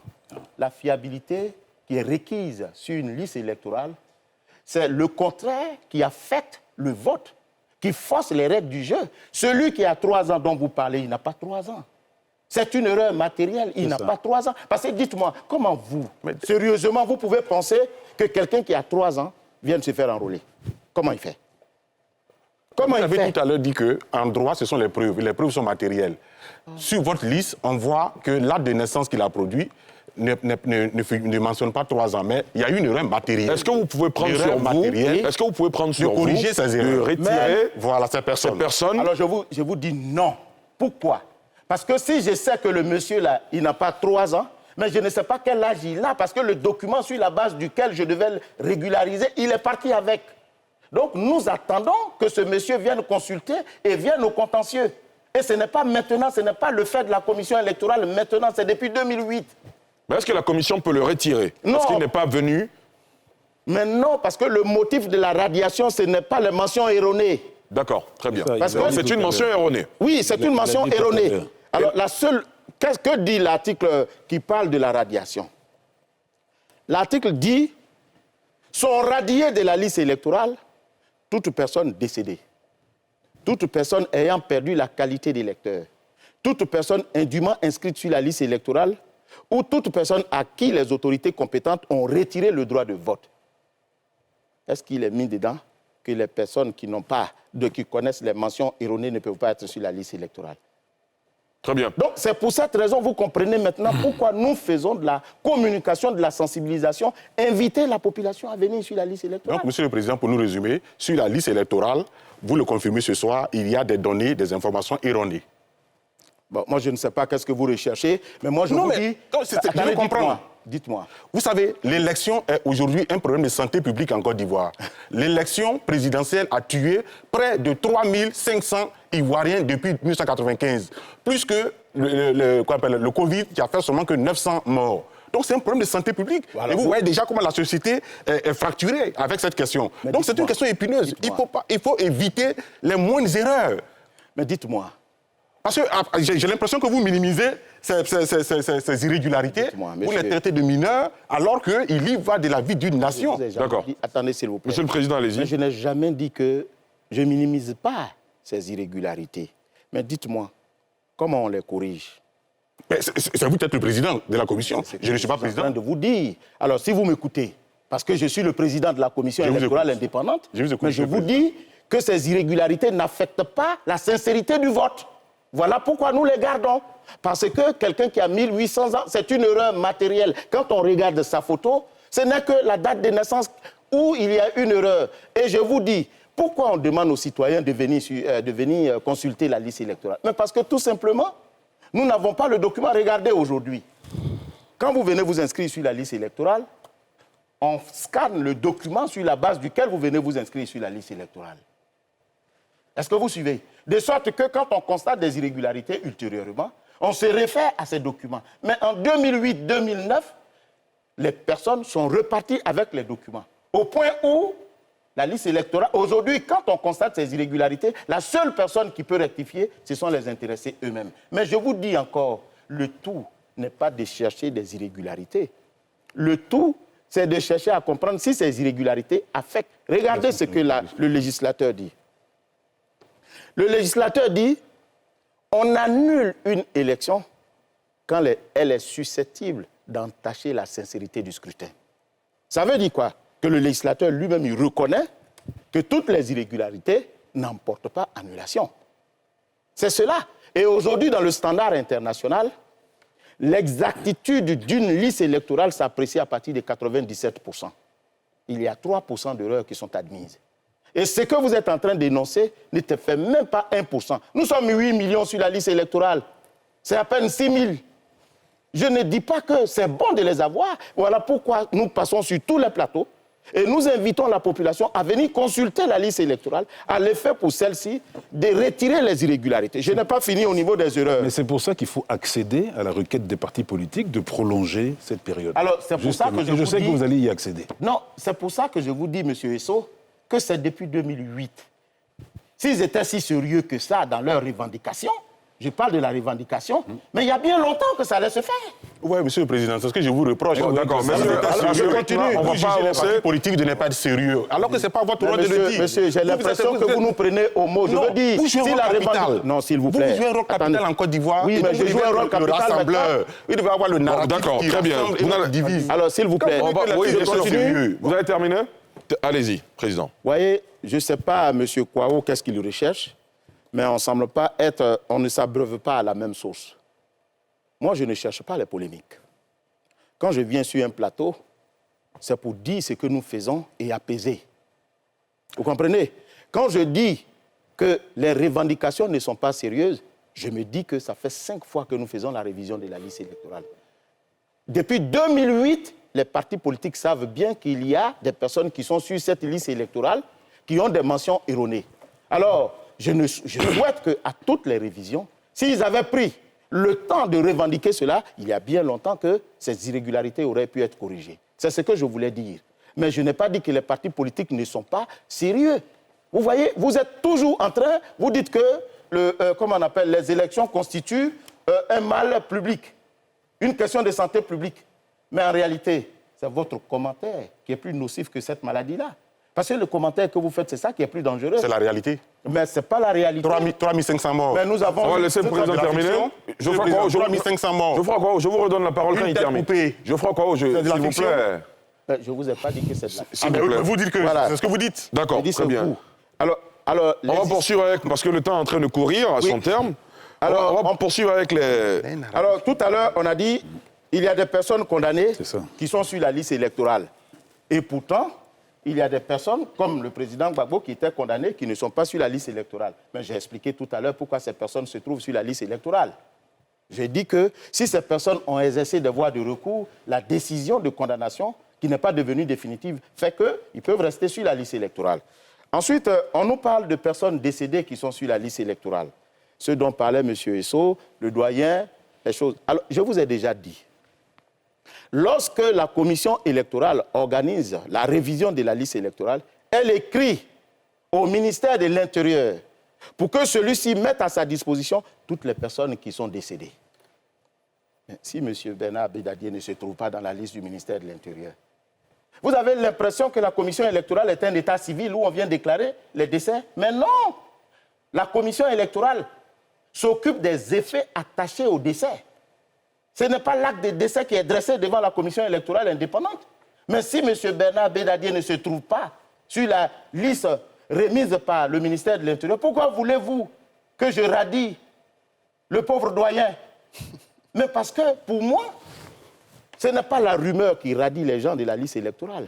Ce sont les actes officiels d'état civil qui radient les gens de la liste électorale. Ça veut dire quoi, Monsieur le Président? S'il est de notoriété publique, une illustre personnalité comme Bernard Dadier est décédé, vous le savez, vous l'avez vu aux infos, dans les news et tout le reste, vous n'avez pas le pouvoir de le retirer des listes électorales. Non, pas du tout. Il dit que ce sont des rumeurs. Mais vous pouvez interpeller le ministère de l'Intérieur pour dire, Monsieur le ministre de l'Intérieur, nous voyons qu'ici il y a un cas flagrant d'irrégularité. Est-ce que vous pouvez revoir votre... Qui c'est qui vous dit qu'on n'a pas fait?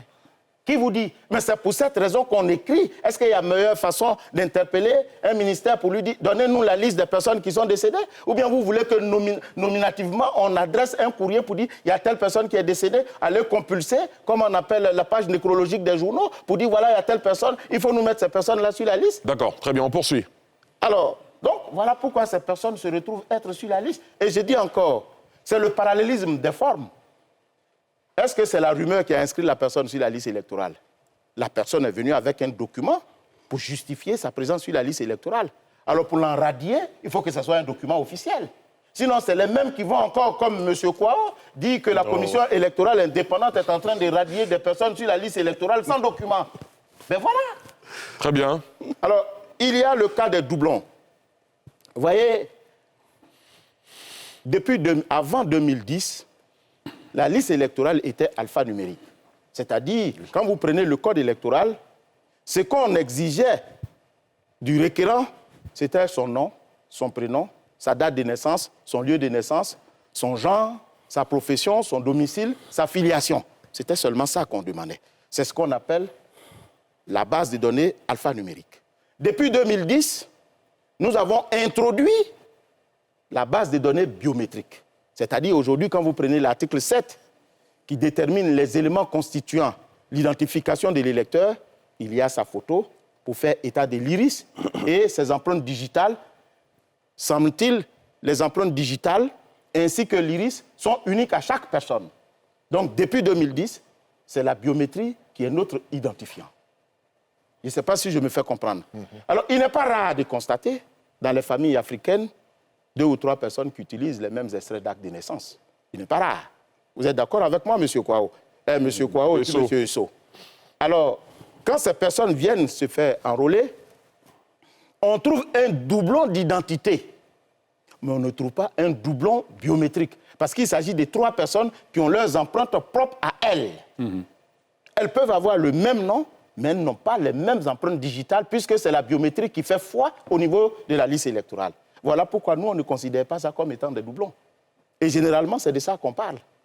Je ne sais pas si vous vous souvenez, en 2015, le Premier ministre, paix à son âme, Charles Konabani, avait posé le même problème. Mais la commission lui a répondu et automatiquement, l'affaire s'est tue.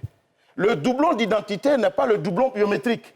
Voilà pourquoi il se peut faire qu'on trouve sur la liste électorale des gens qui ont le même nom, 3 ou 4 personnes qui ont le même nom, mais qui n'ont pas les mêmes empreintes digitales. Et comme le principe en vote, c'est une personne, une voix, et l'une ne peut pas se substituer à l'autre, pour nous, ça ne pose pas de problème. Mais généralement, pour ceux qui ne savent pas, considèrent qu'il y a des doublons. Et généralement, ce sont ces cas. Et c'est 6 000. Mais c'est 6 000. Mais aujourd'hui, c'est moins que ça. Alors donc, quand on parle de ces choses-là, il faut peut-être approcher la commission électorale pour avoir les vraies explications. Depuis 2010, nous avons introduit dans notre système d'enrôlement la biométrie. C'est ce qui fait que ces doublons n'affectent pas la sincérité du scrutin, parce que tout simplement, l'une des personnes, des 3 personnes, ne peut pas se substituer à l'autre. Est-ce que vous voyez? Et puis, parlant des décès, c'est la même chose. Quelqu'un qui est décédé, en principe, ne peut pas pouvoir voter, parce qu'il part avec ses empreintes. Et nous avons des systèmes qu'on appelle aujourd'hui les tablettes biométriques. Quand vous arrivez, vous mettez votre doigt dans le bureau de vote et on constate si vous êtes sur la liste électorale ou si vous n'êtes pas sur la liste électorale. Vous ne pouvez pas vous substituer à un mort.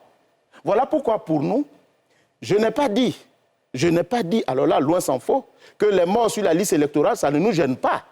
On aurait bien voulu que l'état civil soit bien tenu pour qu'on nous donne effectivement la liste exhaustive de toutes les personnes qui sont décédées. Et d'ailleurs, nous sommes les premiers à être en affectés parce que la présence des morts sur la liste électorale affecte le taux de participation. Vous comprenez? Mais pour nous, le mort n'est pas dangereux autant que celui qui est vivant et qui est déchu de ses droits civils et politiques qui est susceptible de venir voter.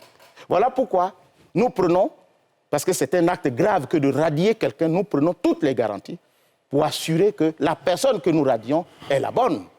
Voilà. Je vais vous expliquer.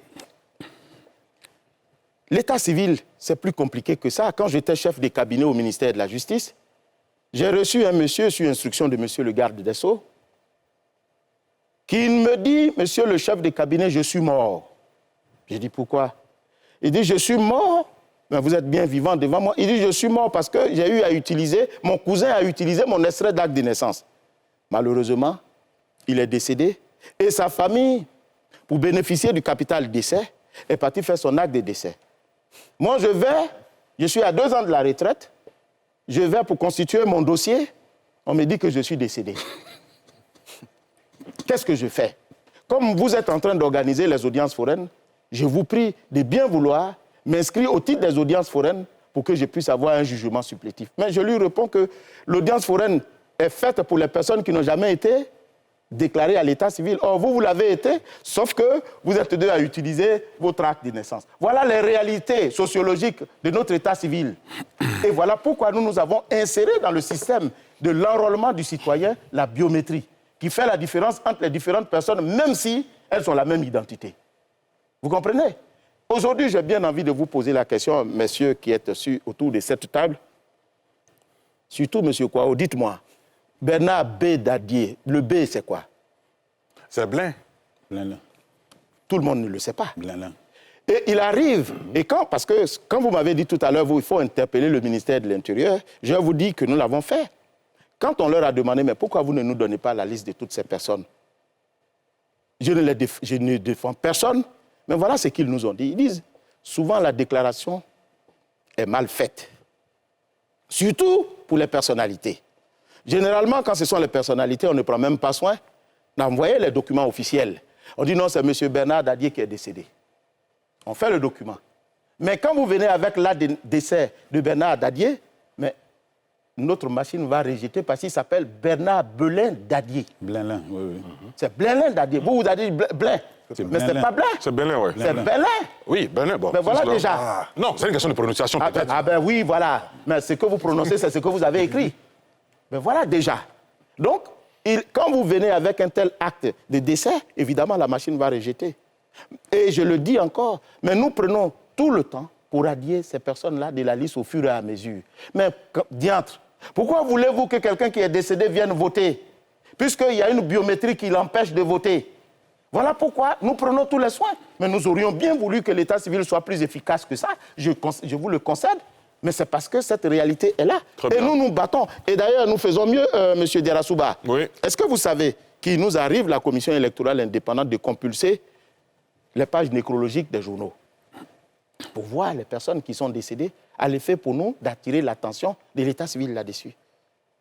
Parce que c'est cela, quand ils vont souvent déclarer les décès, ce ne sont pas les noms officiels sur les documents qu'ils donnent. Mais quand on nous les envoie, ce ne sont pas les mêmes personnes. Nous voyons la photo de la personne, mais nous ne pouvons pas radier parce que le nom qui est écrit sur l'acte de décès n'est pas le nom qui est écrit sur la liste électorale. Voilà autant de problèmes que nous avons. Et au fur et à mesure, c'est pour cette raison que le législateur dit que chaque année, il faut procéder à la révision de la liste électorale. Mais je voudrais aussi dire, sans nous défendre, que c'est une activité, c'est une opération qui est faite entre la population et la commission électorale. Contrairement à ce que M. Kouao croit, ce n'est pas seulement que l'affaire de la commission électorale indépendante. Ce n'est pas un dialogue entre vous. Mais non, je vous dis, puisque c'est vous qui l'avez dit. Je pose des questions pour que... Mais je vous réponds en tant que citoyen. Voilà. Donc, il faut retenir que ce n'est pas seulement... Regardez ce que le Code dit. L'article 12 dit quoi?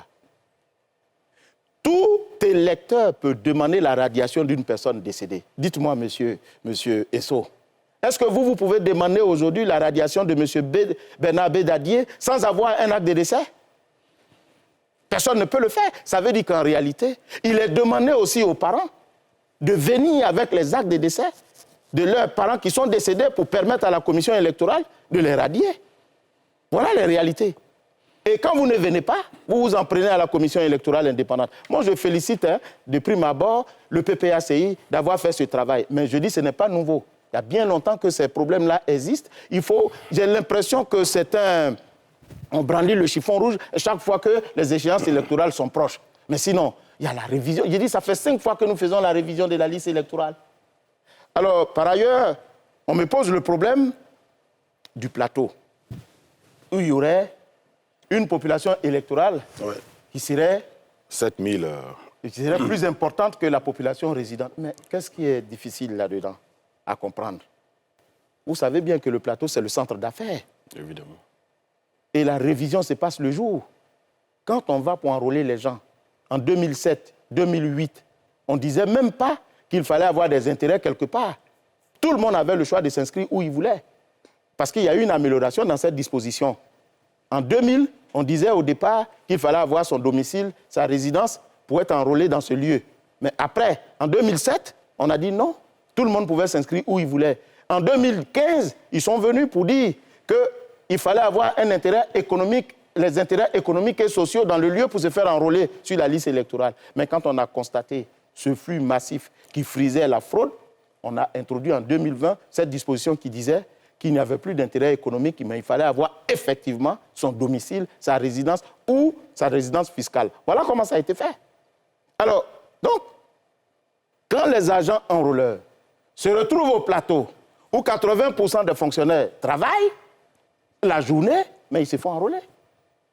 Voilà pourquoi la population électorale, parce qu'enrôler le jour est plus importante que ceux qui résident là-bas. Aujourd'hui, dimanche, M. Kouao, si vous partez au plateau, c'est vide. Mais demain matin, vous verrez. Monsieur le Président, si vous le permettez, ce que vous dites est juste. Oui. Hein, ça peut s'expliquer, mais il y a aussi le fait des convoyages des électeurs. Bien, alors le convoyage des électeurs s'explique. Hein. Moi, nous avons compris, jusqu'à ce qu'on nous dise que c'est contraire à la loi. C'est la transhumance électorale qui est interdite. Parce que qu'est-ce qui se passe? Le citoyen, il travaille au plateau. Il vient se faire enrôler au plateau. Et puis le dimanche, généralement c'était le dimanche qu'on votait, les candidats ont un intérêt à aller les prendre pour dire venez voter. Donc ils font des convois pour aller voter. Mais alors, ce qui est interdit par la loi, c'est le fait de demander à quelqu'un qui n'est pas résident, qui n'a pas son domicile, qui n'est pas immatriculé dans le lieu où il se fait enrôler, de venir se faire enrôler. C'est pour ça que le législateur dit quiconque s'inscrit sur une liste électorale où il n'a ni domicile, ni résidence, où il ne paye pas ses impôts, ou n'est pas immatriculé à l'étranger, sera coupable d'une infraction qui va l'amener à être condamné de 6 mois à 1 an d'emprisonnement. Mais voilà. Mais donc le convoyage, le fait de convoyer des gens, bon, est-ce que c'est ce qui est puni pour le moment? Ce n'est pas de ça dont il est question. C'est le fait de faire inscrire des gens dans des lieux où ils ne sont pas domiciliés. Mais quand vous dites que les gens ont été enrôlés... Dernière question, on a obligé vous dites de... que les gens ont été enrôlés au plateau, sur leur lieu de travail, mais ça va en contradiction avec ce que vous disiez juste avant, en disant qu'il fallait avoir le lieu de domicile au plateau. Non, mais je n'ai pas dit que c'est maintenant que leur enrôlement se fait. Je vous ai donné l'historique de cette disposition. J'ai dit par le passé, on ne disait même pas qu'il fallait envoyer. On disait tout simplement que le citoyen s'inscrit dans la circonscription de son choix. Donc ça veut dire que maintenant, il y a 80 000 personnes qui habitent au plateau, qui se sont enrôlées au plateau. Non, moi, contrairement à 7 000 qu'il y avait avant.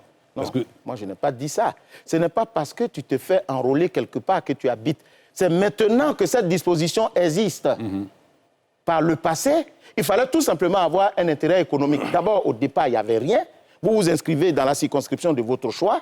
Et ensuite, on est passé à l'inscription, à l'existence d'intérêts économiques et matériels, et sociaux plutôt. Et puis après, on a exigé maintenant qu'il fallait avoir le domicile ou la résidence. Donc, entre-temps, mais les gens se sont fait enrôler sur la base de ces dispositions-là. Et vous n'avez pas les moyens de vérifier? Comment? Vous n'avez pas le moyen de vérifier s'ils y habitent ou s'ils y ont des intérêts économiques? Non, maintenant, nous avons les moyens. C'est maintenant. Mais au moment où ils s'inscrivaient, la loi ne prescrivait pas ça comme une obligation. Mais maintenant que vous avez les moyens, est-ce que vous pouvez les retirer? Non, mais... Maintenant, vous avez les moyens de contrôler, qui n'habitent pas au plateau, mais qui sont enrôlés au plateau. Non. C'est ceux qui viennent s'inscrire maintenant. Ce n'est pas ceux qui sont sur la liste électorale. D'accord.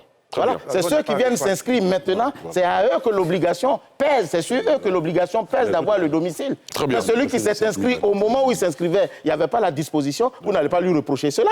Même si la loi a changé, la loi ne rétroagit pas dans ce cas-là. C'est un droit acquis. Monsieur le Président, nous sommes au terme de cette première partie. Peut-être qu'on va vous réinviter sur ce plateau pour aborder les questions qu'on n'a pas pu évoquer ce soir. Je pense qu'on a fait quand même le tour.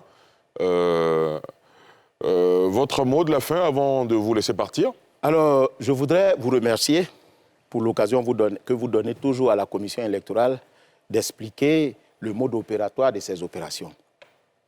Mais je voudrais rassurer M. Kwao, M. Esso, M. Bangali et puis M. Kuyo que la Commission électorale n'a pas d'animosité à l'endroit des partis politiques. D'ailleurs, nous profitons de votre antenne pour remercier le PPACI qui a mis le pied dans le plat. Et ça va permettre aux partis politiques d'utiliser tous ces éléments-là pour venir au contentieux. Parce qu'une chose est de constater l'irrégularité, une autre est de venir devant la commission électorale pour les dénoncer, pour qu'ensemble, on puisse extirper de la liste électorale les irrégularités qui y sont. C'est le sens du contentieux. Le contentieux a pour objectif de corriger les irrégularités et les omissions.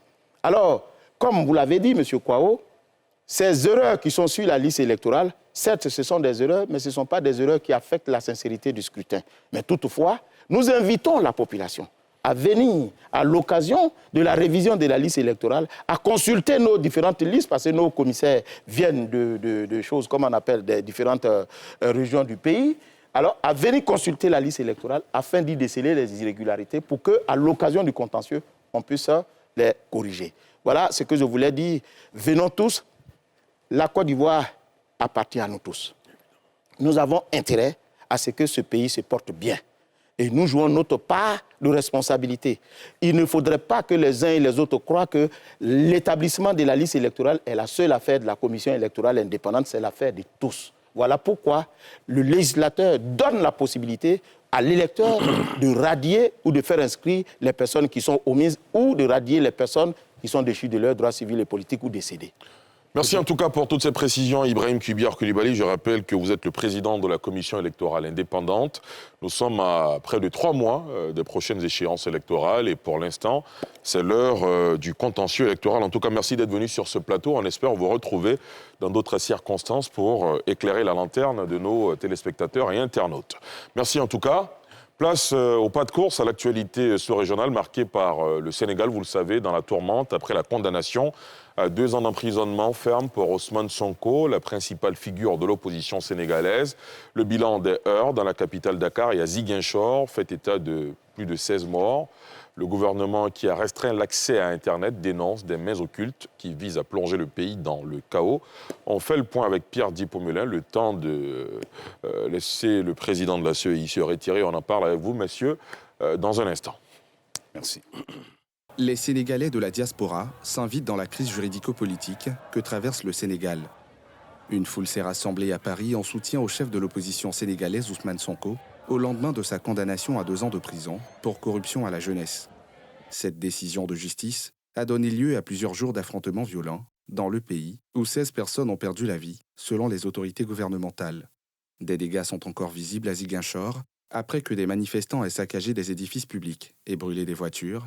À Dakar, des manifestants ont incendié des pneus usagés dans l'une des avenues principales du quartier Ngor à Dakar, en protestation à cette condamnation. Le gouvernement dénonce des actes de vandalisme et de banditisme, soutenus par des forces occultes qui visent à déstabiliser le pays. Quand on s'attaque à des installations névralgiques, quand on s'attaque à des commerces, quand on s'attaque à des biens privés, quand on s'attaque à des banques, quand on s'attaque à des commerces, quand on s'attaque à des transports qui n'ont aucun lien direct avec l'État, l'objectif manifeste est de faire arrêter l'activité économique et de plonger le pays dans un chaos. On va aller agresser un tailleur dans son atelier. L'objectif n'est manifestement pas d'exprimer une opinion, mais plutôt de faire peur. Mais je tiens à rassurer les populations sénégalaises pour leur dire que quelles que soient les attaques que nous aurons, l'État fera face. Si la tension retombe progressivement, l'Internet reste toujours restreint. Les principaux réseaux sociaux dont raffolent les jeunes sont coupés. Interdire carrément l'utilisation de YouTube. Interdire carrément l'utilisation de YouTube, WhatsApp, Facebook, etc. C'est un énorme problème pour nous, parce qu'on ne parvient plus à s'informer en temps réel pour savoir où se passent les manifestations. Il y va de notre sécurité d'ailleurs. Je pense que l'accès à l'information est un droit et l'État n'a pas le droit de crypter les réseaux. Depuis avant-hier, j'ai constaté que la connexion est très mauvaise. C'est après que j'ai compris que c'est l'État qui a restreint l'utilisation des réseaux. Finalement, j'étais obligé de télécharger un VPN pour pouvoir me connecter. C'est injuste de restreindre l'utilisation des réseaux sociaux pour une histoire qui est purement politique. Beaucoup de personnes ne travaillent pas à cause de cette décision de l'État. La plupart des internautes sont des partisans d'Ousmane Sonko. Même les comédiens sont avec lui. C'est ce qui dérange les autorités étatiques et elles ont coupé la connexion aux réseaux sociaux. Mais le constat est le même, les internautes défendent la cause de Sonko. Les manifestants publiaient des vidéos sur les réseaux sociaux pour informer le monde entier. C'est pourquoi l'État a coupé le réseau. Ce sont les publications sur les réseaux qui informaient l'opinion internationale de la situation actuelle. Et le président ne veut pas ça. Il veut nous couper du monde. Actuellement, il est difficile de partager les informations. Les Sénégalais retiennent leur souffle dans la crainte d'une arrestation de l'opposant Ousmane Sonko, candidat déclaré pour la présidentielle de 2024 et condamné jeudi à 2 ans de prison ferme pour avoir poussé à la débauche une jeune femme de moins de 21 ans. Cette décision le rend pour l'heure inéligible. Monsieur Sonko crie depuis le début de l'affaire un complot du président Macky Sall pour l'éliminer politiquement. Et nous sommes en direct de Dakar en duplex avec Papa Aliou Dediou, membre du parti au pouvoir, BBI, et président UJMP Renouveau. Papa Aliou Dediou, bonsoir. Est-ce que vous nous recevez, Papa Aliou Dediou? Bonsoir, bonsoir à tous. Oui, je vous reçois. Comment vous allez? Merci en tout cas d'avoir accepté notre invitation. Bonsoir. Merci en tout cas d'avoir accepté notre invitation. Le plaisir est pour moi. Parfait. Madi Natal, analyse politique et géostratégique, chercheuse sur les questions de terrorisme au Sahel et dans le golfe de Guinée. Madi Natal, bonsoir. Bonsoir Ali. Tout va bien à Dakar? Ça va. Très on va bien. en parler tout à l'heure. On aura l'occasion de revenir à vous dans un instant. Le temps pour nous de présenter également Mohamedou Dieng, qui est responsable national de la jeunesse du PRP, le Parti républicain pour le progrès du président Déthié Fall, candidat à la présidentielle de 2024. Il est membre de la coalition Yewi Askanui, donc coalition principale de l'opposition, représentant donc de la coalition Atiès. Mohamedou Dieng, bonsoir.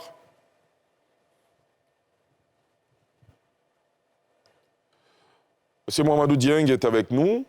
Alors, s'il ne l'est pas encore, on va commencer évidemment. Bonsoir à tout le monde. Merci en tout cas d'avoir accepté notre invitation. Alors, tout de suite, Madi Natal, dites-nous comment les choses se passent à Dakar en ce moment. Est-ce que le calme est en train de revenir progressivement? Oui, effectivement, la situation évolue socialement mieux qu'il y a 2 jours, il faut le dire comme ça, parce qu'on constate effectivement moins de manifestations et de dérives de type banditisme ou voyoucratie, et les pillages ont cessé dans plusieurs zones, mais politiquement, les tensions restent effectivement élevées, car il faut rappeler qu'encore aujourd'hui, Ousmane Sonko est dans une prison à ciel ouvert chez lui, en résidence surveillée à la maison, et la décision de son arrestation n'a pour l'instant pas été ordonnée, mais elle peut intervenir à tout moment. Et pour ajouter, la défiance reste sans précédent entre l'opposition et le parti au pouvoir, et parce que la perception justement que le Rubicon a été franchi est réelle. Et une décision de l'arrestation de Sonko peut créer justement des émeutes dans les jours et semaines à venir, alors que le Sénégal est profondément fracturé. Alors aujourd'hui, il est clairement question de rapport de force, évidemment, entre le parti au pouvoir et l'opposition. Papa Aliou Dediou, vous qui êtes membre du parti au pouvoir et président de UJMP Renouveau, vous pensez que le rapport de force est en faveur du président Macky Sall, que vous soutenez, ou vous avez des craintes de la montée en puissance des manifestations ?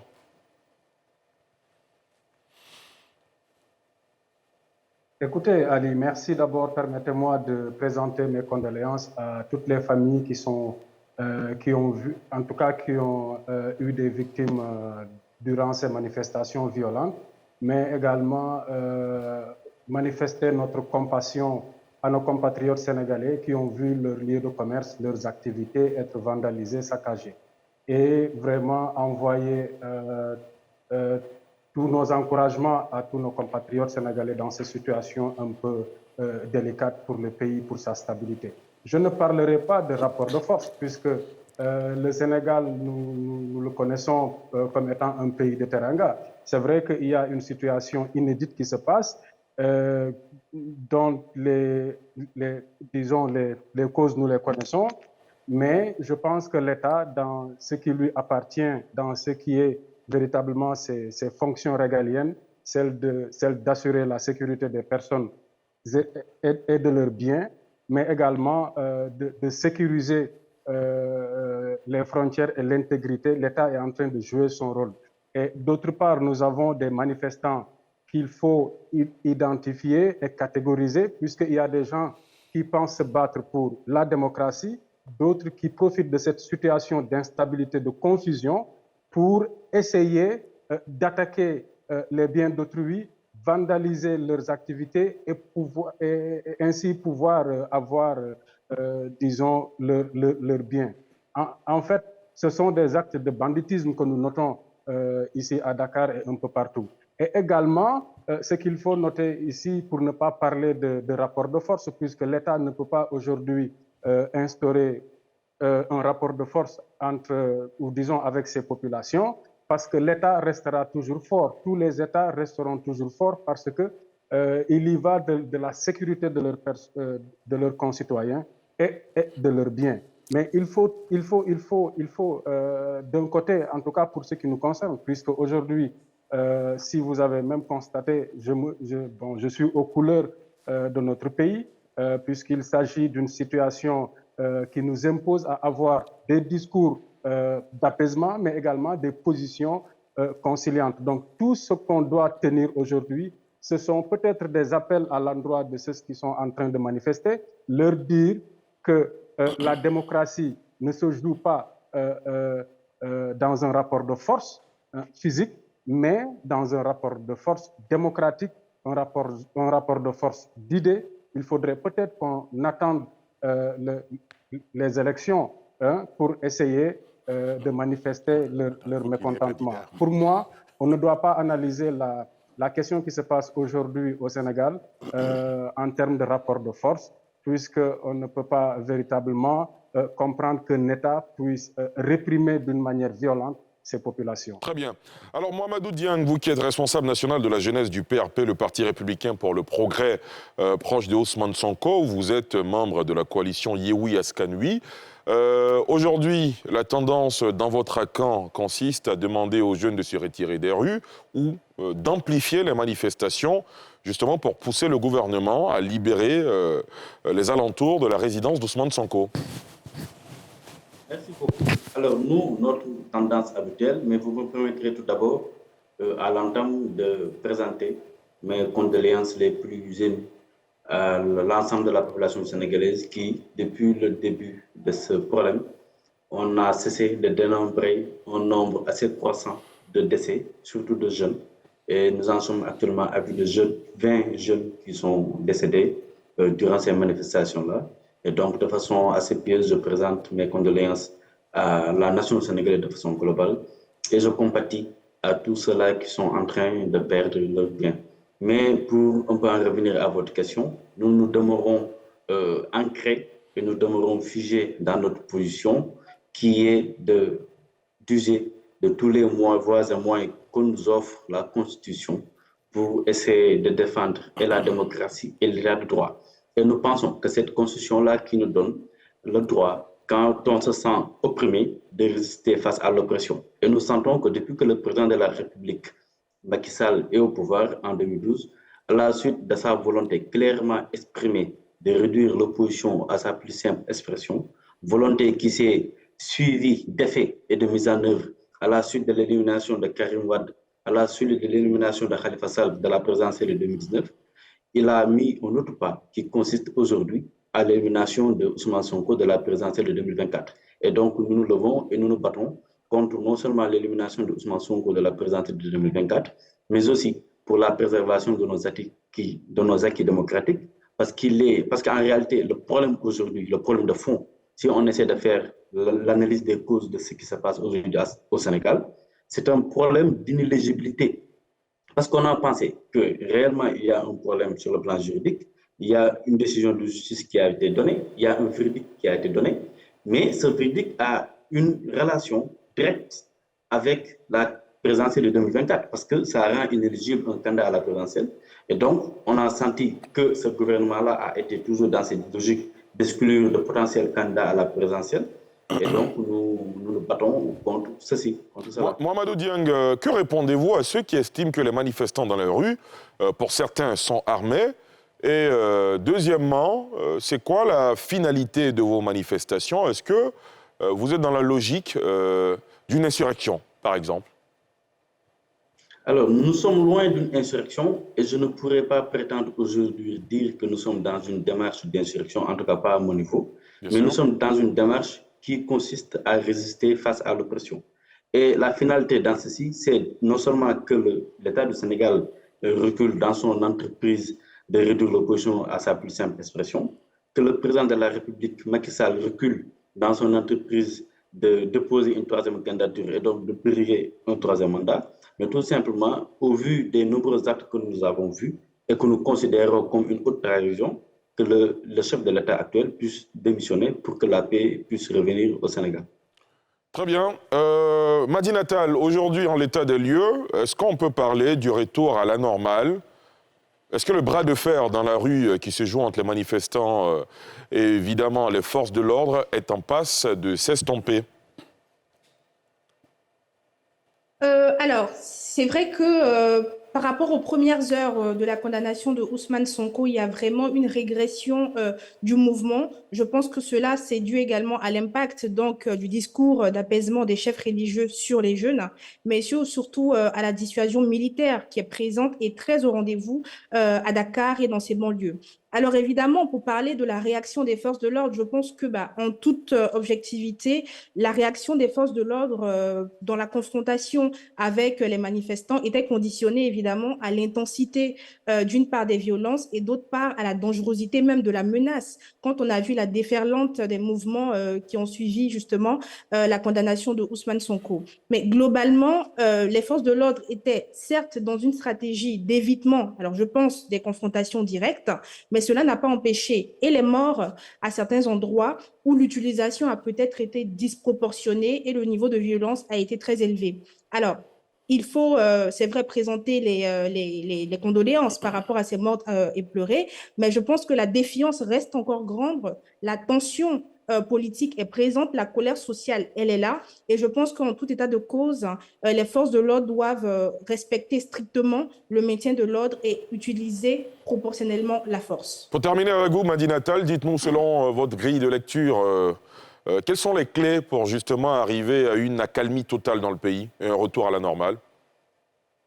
À mon avis, cette sortie de crise doit être à la fois pacifique et politique, évidemment sous le sceau du dialogue entre l'opposition et le parti au pouvoir. C'est vrai que nous ne sommes pas dans de l'animosité, mais il y a quand même la tension en l'air. Et dans un état de droit, je pense qu'aucun citoyen ne peut faire fi de la loi. La loi, comme on l'a rappelé, même sur ce plateau, comparativement au cas ivoirien, elle est générale et impersonnelle. Mais en même temps, dans un état démocratique, un parti au pouvoir ne peut pas choisir son opposition. C'est pourquoi je pense que cette issue doit être politique et pacifique. En même temps, je pense que le président Macky Sall a un devoir, je pense, moral et éthique de clarifier sa position par rapport aux échéances à venir et puis tendre la main pour un dialogue entre l'opposition et son parti au pouvoir, quitte à demander même une implication de la CEDEAO, pourquoi pas, pour bénéficier de ses bons offices, comme c'était le cas par exemple pour le Mali, entre le feu président Ibeka et le M5 RFP. Donc, il est vrai qu'aujourd'hui, le mutisme du président Macky Sall est là. Rien ne l'oblige à clarifier sa position, en tout cas constitutionnellement, par rapport à sa volonté ou pas de briguer un troisième mandat. Mais je pense que le pouvoir est une responsabilité et justement, lui qui est le détenteur de ce pouvoir doit se comporter en conséquence et être responsable. Merci infiniment pour ces précisions, Madina Tall. On termine avec vous, Papa Aliou Dédiou. Vous êtes membre du parti au pouvoir, je le rappelle. Selon vous, comment vous entrevoyez la fin de cette crise ?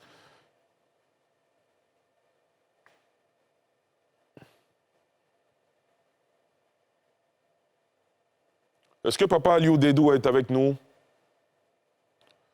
Visiblement un problème de connexion. Oui, bien sûr, allez-y, nous vous écoutons. On termine avec vous. Je disais tout à l'heure qu'il faut un sursaut patriotique national. Chacun, en ce qui le concerne, il faut qu'il joue sa partition pour une sortie de crise très rapidement trouvée, puisque aujourd'hui notre économie, l'éducation, le sport, en tout cas toutes les activités aujourd'hui sont en suspens. Et il est important, en ce qui concerne le chef de l'État, de rassurer ses populations en montrant clairement, toujours, parce que l'État, je l'ai dit tout à l'heure, on n'a pas besoin de rappeler à nos concitoyens que l'État est fort et restera toujours fort. L'État restera toujours fort, ça c'est clair. Mais maintenant, il faut qu'on donne des gages à nos concitoyens par rapport à ce qu'ils revendiquent pour essayer d'atténuer la tension. Mais du côté également de l'opposition, moi, j'aurais aimé que les responsables de l'opposition ne fassent pas table rase parce qu'aujourd'hui, on n'entend personne. Ce serait bien que le Yehu Askanui, que le F24 fasse des appels pour un retour à une situation de normalité. Mais malheureusement, ce qu'on est en train de constater, ce sont des appels dans l'escalade. Et puis ce n'est pas important. Les jeunes sont dans les rues. Ils attendent peut-être des leaders qui sont aujourd'hui peut-être prêts à pouvoir sortir notre pays de cette situation. On ne sait jamais ce qui nous attend demain. Ce qu'on sait, c'est ce qu'on est en train de faire aujourd'hui. Et la situation peut être délicate pour tout le monde. C'est ce qu'ils sont en train de chercher le pouvoir. Quand ils vont détruire tout, qu'est-ce qu'ils vont peut-être trouver sur place? Est-ce qu'ils vont trouver un pays uni, un pouvoir solide et des frontières également, disons, protégées pour qu'ils puissent exercer le pouvoir? Je ne pense pas. Donc l'intérêt de chacun aujourd'hui, c'est qu'on trouve ensemble des solutions d'une sortie de crise le plus rapidement possible. Je voudrais lancer un appel au président de la République, à qui peut-être on est en train de prêter des prétentions pour une troisième candidature. Lancer peut-être un appel au président de la République pour qu'il clarifie sa position, pour que ce qu'il avait toujours dit aux Sénégalais, qu'il ne ferait pas un troisième mandat. Ça, moi, c'est ma position, puisque au sein de la majorité présidentielle, nous avons une démocratie, pour qu'il puisse clarifier sa position par rapport à cette troisième candidature. Peut-être également, ça pourrait un peu décrypter la situation et également amener les jeunes à avoir une position de conciliation. Très bien. En tout cas, merci Papa Aliou Dédiou. Merci à vous. Merci d'avoir accepté de répondre à nos questions ce soir pour nous donner plus d'éléments sur la situation au Sénégal. En ce qui concerne la Côte d'Ivoire, nous sommes un pays frère du Sénégal. Nous souhaitons que le calme revienne dans ce pays. Merci à vous. Merci à Madina Tall et à Mohamedou Dianga. Messieurs, dernier tour des tables. Votre réaction sur la situation sénégalaise. 1 minute chacun. Landry Couillot. Cette situation me fait penser à ce qui a eu lieu en 399 avant Jésus-Christ, où Socrate faisait face aux mêmes accusations de corruption de la jeunesse. On peut tout y mettre, hein, parce que c'est un concept aussi large que vide.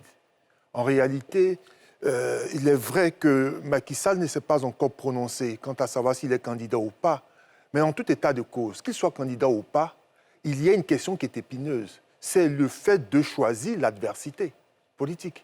Parce qu'on est dans une phase d'élimination des adversaires les plus sérieux qui pourraient compromettre les chances de son parti de se maintenir au pouvoir. Macky Sall peut dire « je ne suis pas candidat », mais il s'assure bien sûr qu'en face de quiconque qui serait de son camp, il n'y aurait personne capable de pouvoir battre. Et ça, c'est inique à la limite. C'est inique et ce n'est pas bien. Et c'est ce qui crée la question Vous considérez, vous, qu'Ousmane Sonko est irréprochable? Non, je n'ai jamais dit, mais ce n'est pas que... C'est une question que je vous pose. Pas que Ousmane Sonko, c'est la dernière personne en lice. Mais il y a eu Khalifa Sall, il y a eu Karim Wade.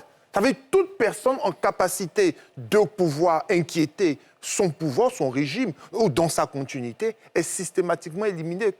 On évoque des raisons ou pas, mais ça ne fait pas sens, ça ne fait pas intéressant pour le Sénégal, qui se veut être une démocratie. Macky Sall n'a pas besoin de se comporter comme le régime des 30 à l'époque de Socrate. Très bien. Geoffroy Kwao.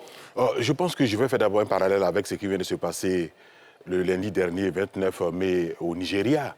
Vous voyez, il y a eu la passation de pouvoir de façon élégante entre Mohamed Bouhari et Bola Tinubu. Voilà. Parce que tout simplement, Mohamed Bouhari, 3 ans avant cette élection, disait à qui voulait l'entendre partout qu'il ne serait pas candidat pour un troisième mandat parce que la Constitution ne le permet pas. Mais que M. Macky Sall dise clairement, la Constitution dit qu'on ne peut pas faire 2 mandats au Sénégal, plus de deux mandats au Sénégal, mais qu'il le dise ouvertement. Dans tous les cas de figure, il en sort le grand perdant. Son image est écornée. Dans le pays de Senghor et d'Abdou Diouf, les 2 présidents socialistes, les 2 premiers présidents socialistes ont montré la voie en 81, de façon élégante, dans une Afrique des pères fondateurs de la pensée unique. Senghor a cédé la main. Laisse la main à Abdou Diouf, qui de façon élégante, en 2000, accepte sa défaite face à Abdoulaye Wade, l'opposant historique.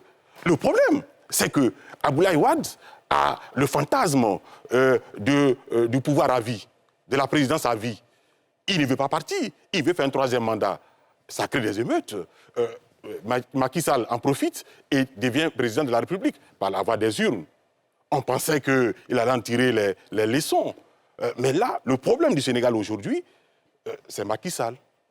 Ça, c'est votre point de vue, on le respecte. Jean-Yves Sissoko, allez-y. Oui, je suis toujours malheureux de voir des jeunes mourir à cause de problèmes politiques. Je profite de l'occasion pour présenter mes vives condoléances aux différentes familles qui sont endeuillées. Vous savez, le Sénégal me rappelle un petit peu ce qui s'est passé ici en 2020, quand il y a eu le problème du 3e mandat. Nous avons nos constitutions qui nous interdisent un 3e mandat. Je me souviens qu'un avocat sénégalais était en train d'expliquer la gymnastique avec laquelle le président Macky Sall pouvait, alors, selon la Constitution, se présenter, que c'est dans le cas où il gagnait que ça allait être un problème, parce que les textes n'interdisaient pas la candidature, elles interdisaient les mandats. L'élection et le mandat. Vous voyez, le problème du Sénégal actuellement, ce serait que la solution du Sénégal en ce moment, ce serait que le président fasse un acte fort, déclare dès maintenant qu'il n'est pas candidat, et surtout qu'il arrête de persécuter ses opposants les plus forts, les plus significatifs. Khalifa Sall, Karim Wade, Ousmane Sonko, Barthélémy Dias, tout cela, il faut les laisser concourir démocratiquement pour que le Sénégal revienne en paix. Alors, moi, pour finir, je demande aux gens de ne pas attiser les braises. Il faudrait que, pour quelqu'un qui aime le Sénégal, alors moi j'y ai vécu, puisque j'ai fait mes études pharmaceutiques là-bas, ça me fait mal quand j'entends que l'université Cheikh Anta Diop est en train d'être presque attaquée maintenant et tout, ça me fait beaucoup de mal. Et franchement, pour ceux qui aiment le Sénégal, il faudrait qu'on parte tous vers l'accalmie, que les proches du président demandent à leur président de faire un acte fort en disant qu'il ne se présente pas, et que les manifestants sachent raison garder. Parce qu'effectivement, à l'intérieur des manifestations, il y a toujours des voyous, des pilleurs, etc., etc. Très bien. Docteur Bangali, on termine avec vous. Je pense qu'on dit tous la même chose. Aujourd'hui, la clé de la solution passe par la décision du président de la République de se prononcer clairement, au lieu d'entretenir le doute. Alors, il est dans un processus, c'est clair, parce que l'instrumentalisation qu'il fait des institutions judiciaires vise à se sélectionner des adversaires aux différentes élections. Mais il se trouve que dans le système sénégalais et un peu partout dans les autres pays, le président de la République est une sorte de super personnage qui est au-dessus de toutes les institutions et de tout ce qui peut exister comme figure d'autorité. Et c'est pourquoi, dans ce genre de cas-là, quand on voit, pendant que les causes se produisent, les causes qui produisent toujours les mêmes effets, c'est le moment d'entendre les organisations supranationales, telles que la CEDEAO, telles que l'Union africaine. Mais au moment où les causes se déploient, que tout le monde est témoin, tant que le peuple est la victime, eh bien, il y a un silence au niveau de la CEDEAO, du président de la CEDEAO, qui est si prolixe quand il s'agit de d'autres cas. Au niveau de l'Union africaine également, ils sont à fond par rapport à la situation. Mais si jamais il y a une évolution dans le sens de ce qu'on a vu au Mali, eh bien, tout de suite, on se rappelle que c'est le temps d'afficher de la fermeté, de durcir le ton, de démontrer du zèle. Donc, je pense qu'à partir du moment où, au niveau du Sénégal, il n'y a pas de figure d'autorité pour interpeller le président qui, dans un système présidentialiste, est un personnage qui est élevé au-dessus de toute la structure politique et sociale, c'est l'opportunité pour les organisations supranationales qui sont, en quelque sorte, si vous voulez, par leur influence régionale au-dessus des présidents, ils sont les seuls à pouvoir les interpeller. Et malheureusement, dans de telles situations, ils sont à fond et ils se sont murés dans le silence. Et ça, c'est bien dommage, évidemment. En tout cas, merci beaucoup d'être venu faire le débat ce soir, Landry Couillot, Dr Bangali Gédéon Goran, Jean-Yves Sissesso, Geoffroy Kwao. Merci en tout cas d'être venu ce soir pour aborder ces deux questions essentielles, notamment la question du contentieux électoral et évidemment la situation au Sénégal. Je voudrais faire une précision. La semaine dernière, on avait demandé en tout cas aux responsables de la cellule communication du Parti des peuples africains de nous envoyer un invité pour l'émission de dimanche dernier. On avait souhaité avoir Maître Habiba Touré. Il avait promis nous faire un retour jusqu'au samedi soir, finalement. Il nous a dit que le parti avait imposé une certaine discipline et que l'invité ne pourrait se rendre sur le plateau. Une polémique est née ensuite disant que notre invitation n'avait pas été formelle. Je veux le préciser sur ce plateau. On avait bien invité le parti, malheureusement, à la dernière minute, le parti a décliné l'invitation. C'est cette précision que je voulais faire sans entrer dans toute forme de polémique. Merci beaucoup de nous avoir suivis. Dimanche prochain, vous serez en présence d'Evelyne Débat. Moi, je vous retrouve le dimanche d'après. Merci de nous avoir suivis. Je vous souhaite de passer une excellente soirée sur NCI. Merci à tous nos internautes. Vous étiez un peu plus de 10 000 à nous suivre ce soir. Continuez ainsi, parce que les meilleurs programmes sont évidemment sur la nouvelle chaîne ivoirienne.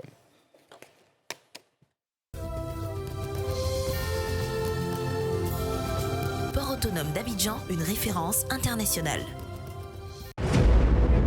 Cette émission vous a été présentée par la SODEMI, la porte d'entrée du secteur minier ivoirien.